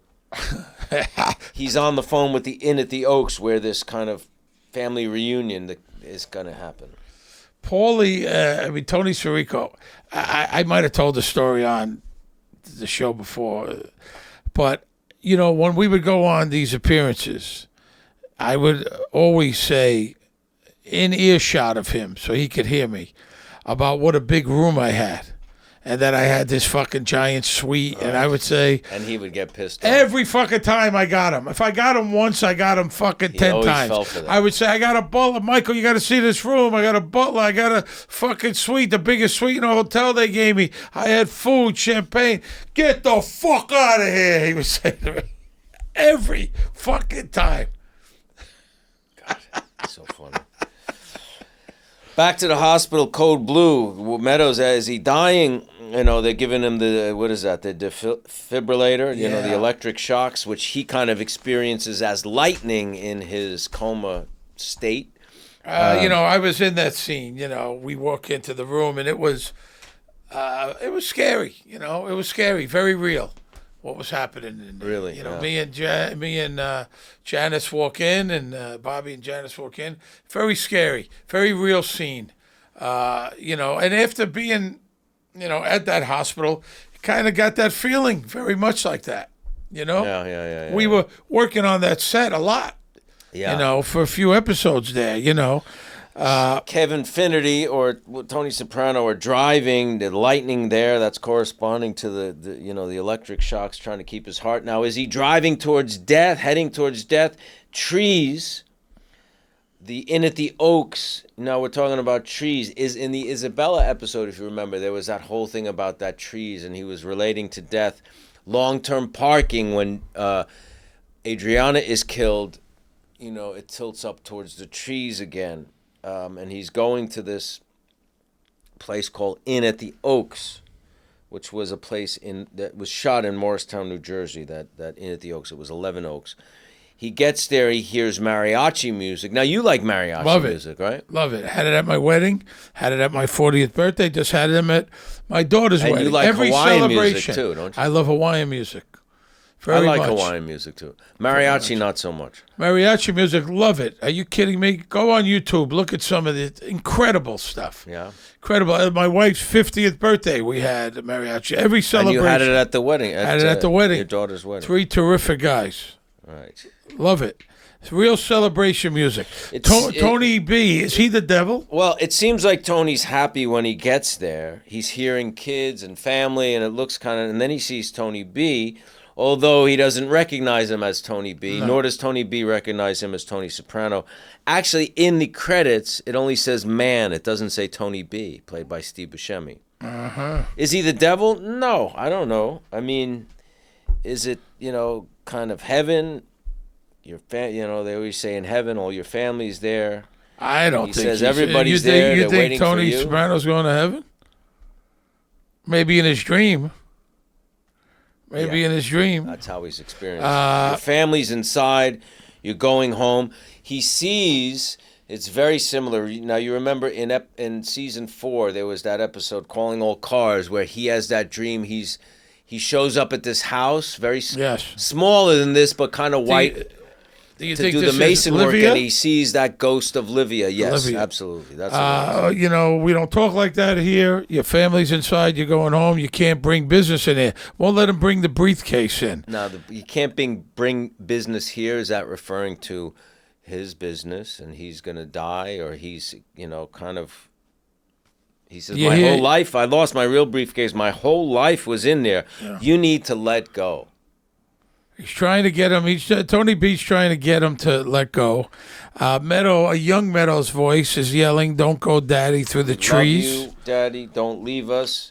And I guess that's what she's probably saying in the hospital. Don't leave us, Daddy. And he says, for some reason, I'm scared. She says, well, there's nothing to be scared of. You can let go. Just come say hello. Say hello. And he's tempted to go in. He's tempted, but he doesn't want to. Very tempted to go in. But some people who have this near-death experience, it's kind of similar, right? They follow the light. They're tempted to go, and then they don't want to go. Or someone says, don't go. I mean, you've heard it over and over. There's a white light. They're following the light, Tony, hospital room? Fade up. It fades up. It's Tony's POV. Fades up to Carmela and Meadow. And his eyes open again, finally. So Paulie, for all his selfish talk, actually kind of saved his life almost, no? I don't know.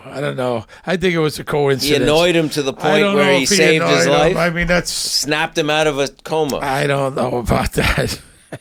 And Paulie's saying, I'm holding his hand, and all of a sudden, it went bullshit. All the machines, he wasn't holding his hand, another lie. They're all full of shit. But he said, no, when he was flatlining, and Meadow runs out of the room calling for her mother, Paulie, this tough guy's yelling, nurse. Yeah, he didn't know what to do. Vito looks a little disappointed that Tony's come out of it. Yeah. What do you mean? Waiting room, Paulie talks to the crew, so I'm holding his hand, and Bobby arrives. Bobby That's a makes lie. the good He wasn't news. holding his hand. Bobby, Skip's going to make it. Bobby's legitimately happy. Bobby's happy. Some of the guys are happy. I think Vito's not happy. Patsy's happy. Vito Benny looks very happy. Exchanges a look, not happy at all. Because to someone like Benny, he's got no, that doesn't mean if Tony dies, it doesn't benefit him necessarily. No, he's nor just does a Patsy. worker, yeah. But for Paulie, there was big money at stake, and Vito really was disappointed because he saw this as an opportunity for him to become the boss. Vito's at the house.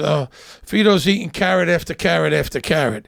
It's kind of like they should be candy, M&Ms. He's eating a lot but of he's them, eating yeah. these carrots. He's nervous. He's waiting for Paulie. Fuck, took you so long. I had to get it together, didn't I? We got to get that cut to her now. Easy. That's a fucking guilty move, Vito says. Tony's conscious, kabish? Everybody and his mother was in there talking to him when he was in that coma.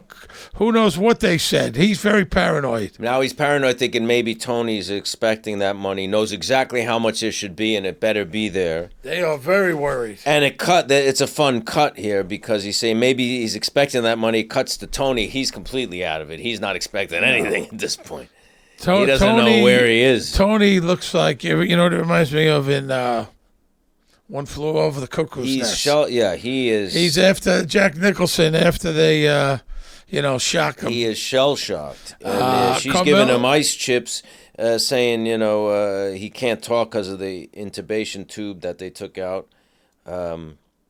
Maybe we should consider ourselves lucky. She makes a joke, kind of a bad joke. Yeah. Maybe we should consider ourselves lucky that he can't talk. Yeah. It's not that funny. And he says, waves her over and says, I'm dead, right? He thinks he's dead. She said, no, you're in the hospital. Carmela's mother's there. Ro is there. They're all in the hospital room. Hospital waiting room. Carmela meets Vito and Paulie. Paulie and Vito give her the money.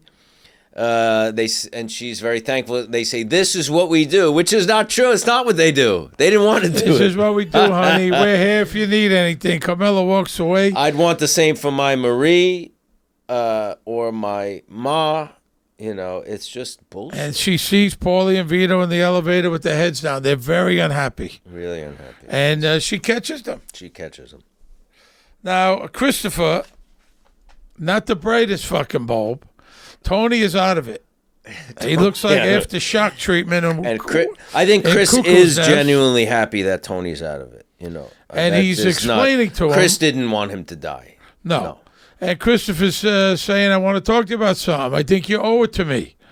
You haven't, I'm hoping you'll become an investor. Chris is really excited about the movie. I hope you can, I want to tell you the idea. I want you to be an investor. I'm holding an ownership position open for you. I hope you approve. He sees the thing on the board there with all the cards.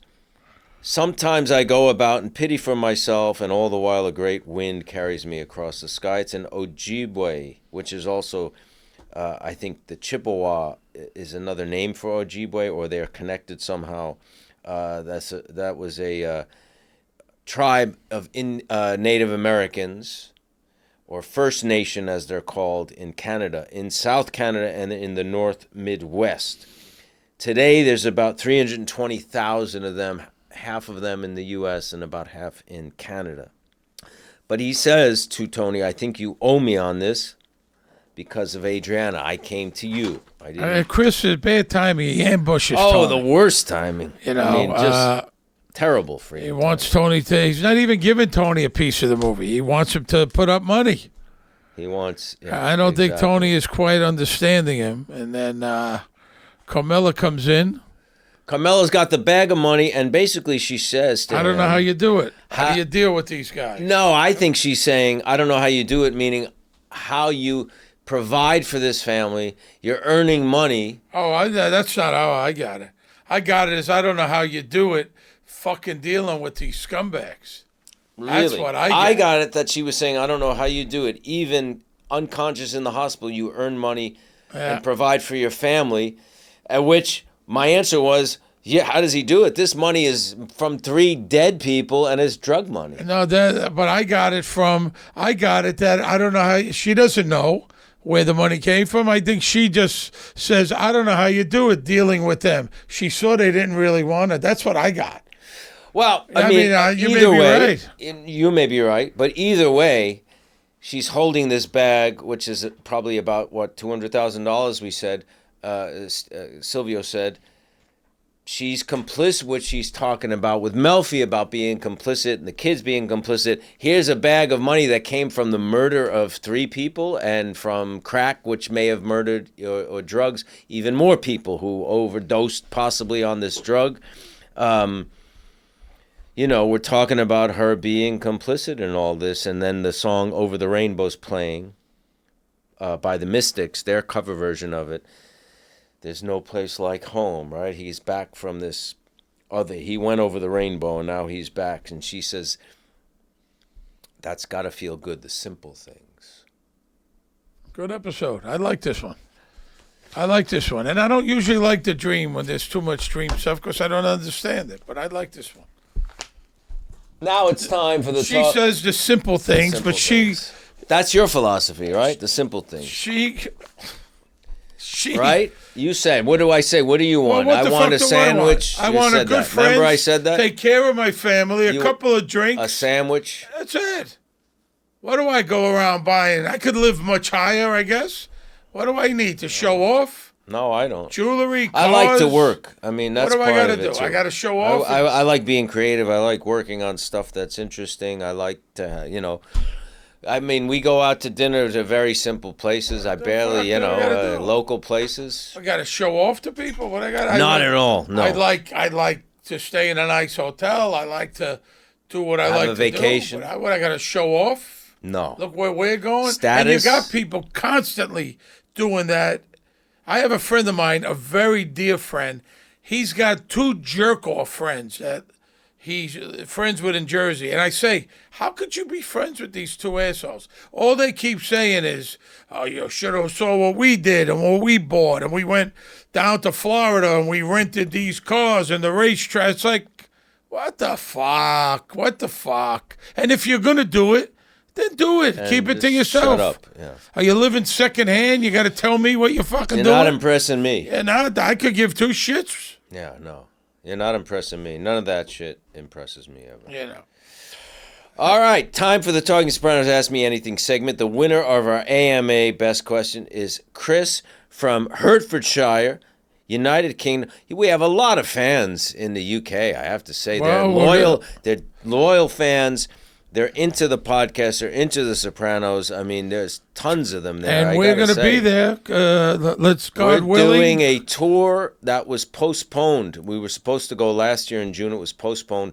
17 cities in the UK and Ireland. And I'm very excited to go and see our fans there. Yeah, June 12th, 2022, God willing, we'll be alive. Chris, we're going to send you a pair of Bose headphones because you sent in the best question of the week. Yeah, so we're going to be there. Next 2022, look on the website, Conversation with the Sopranos. Steve, myself, and Vinny Pastore. Hey, guys, how did contracts work? Were you legally obliged to remain with the series as long as required? If James Gandolfini had decided to quit after season 3, would he have been allowed to take up other acting jobs? Love the podcast and rewatching the show again. Cheers, Chris. I don't believe anything about Michael's crazy theories. Nah, I bullshit that. I didn't. That's a good question because, series is basically...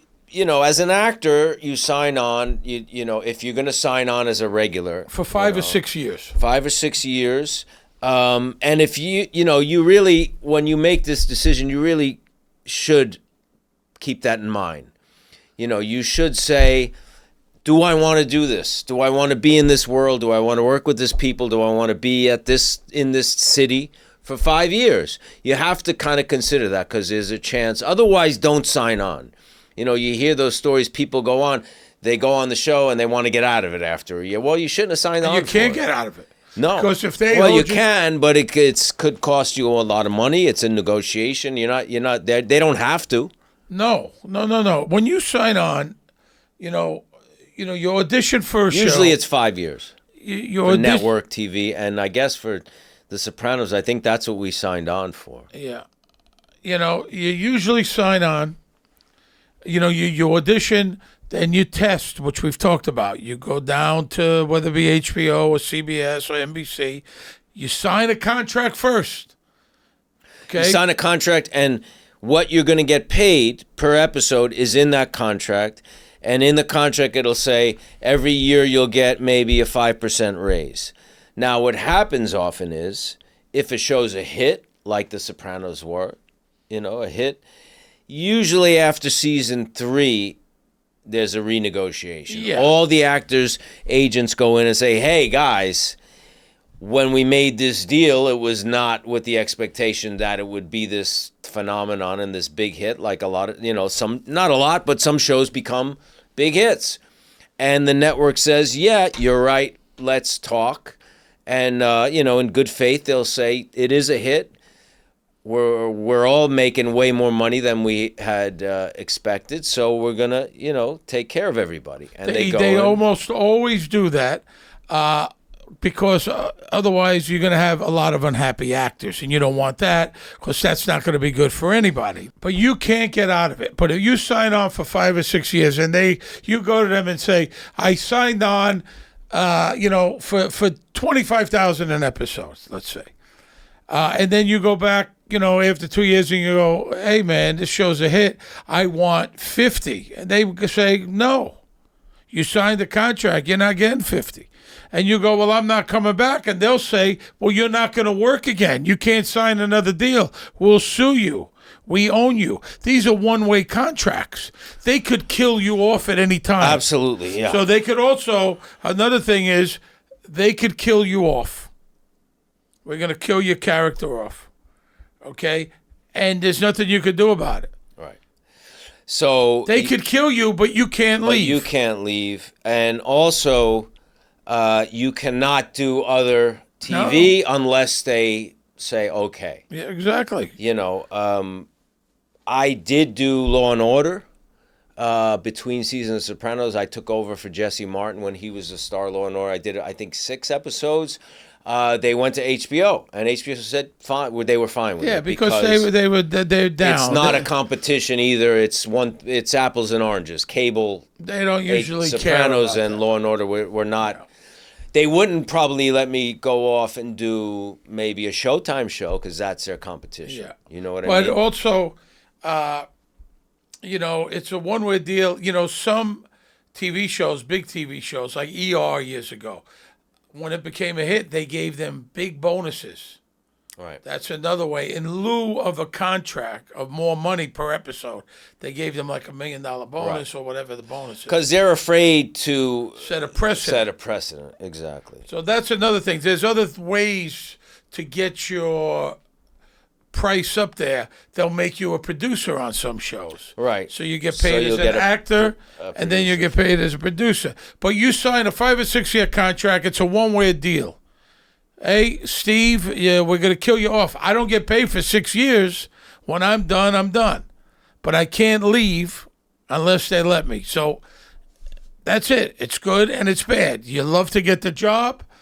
Some people get unhappy and they cause turmoil on the set, so the producers will go, get the fuck out of here. Yeah. We don't want you here. I didn't want to leave The Sopranos. I'm very happy. I would have stayed forever. And they, they did the right thing. I, was very happy with how that went and how they took care of us. At least I was. I don't know. Jim couldn't have quit. Jim negotiated. He got a big raise, and rightfully so.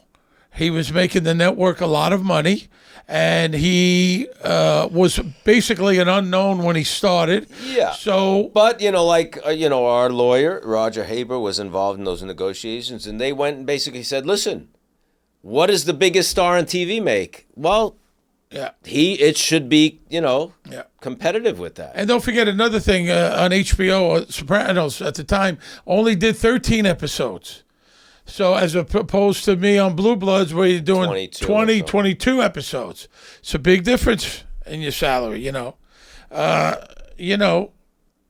It's, listen, the way to make money is, unless you're a big movie star, is to be on a series network show. A series, a TV series. And, you work your ass off. You do the best you can. Hopefully the show's a hit. And everybody shares. So that's how that works. So you are committed, but it's, it's not, listen, that kind of contract you want to be in. Of course. It's not there are actors who have been very unhappy and they wanted to get out of that contract, but listen. And then there's some people that left the show and you never heard from them again.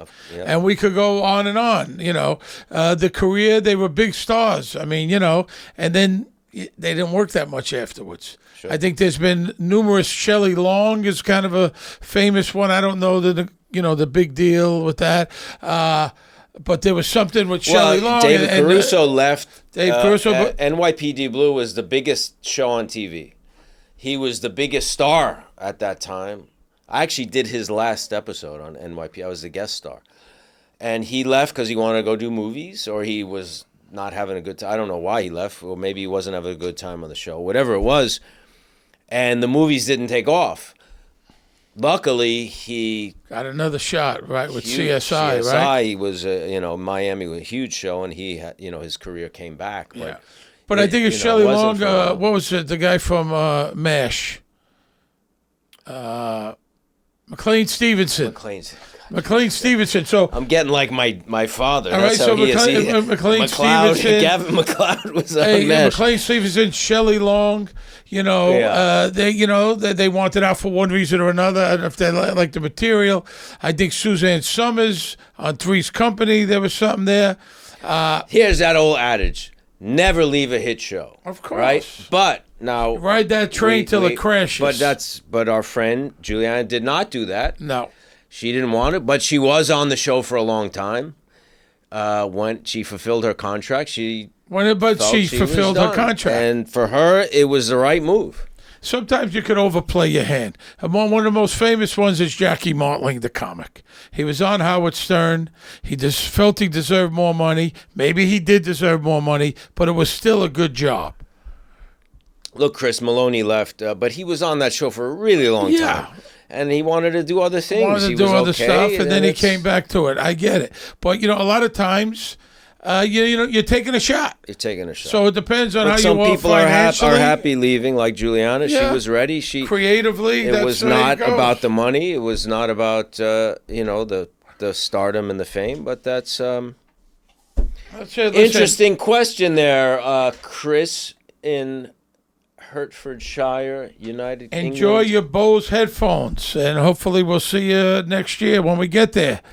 So thanks for listening. Remember, new episodes are released every Monday. Please subscribe to the Talking Sopranos podcast on YouTube, Apple Music, Spotify, Amazon, wherever you get your podcasts.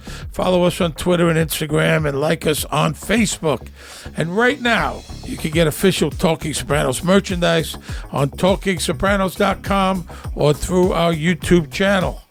Our executive producers, Jeff Sussman, producers Andy Verderam. Our music was composed and performed by Elijah Amatin. You can hear more of Elijah's music and the band Zopa, which Elijah and I playing together. We are appearing at the Mercury Lounge in New York, August 13th and 14th. Get tickets at Mercury Lounge, NYC. You can hear our music by clicking the links on TalkingSopranos.com. Our production crew includes Ty Verderam and Ciara Schirripa. We record Talking Sopranos at NYC Podcasting, New York's premier podcasting studio. Talking Sopranos is a Pod Jams production. All right, good episode. Sir. You didn't annoy me much today. No, so thank you for that. Me either. And I will see you next week. See you next week.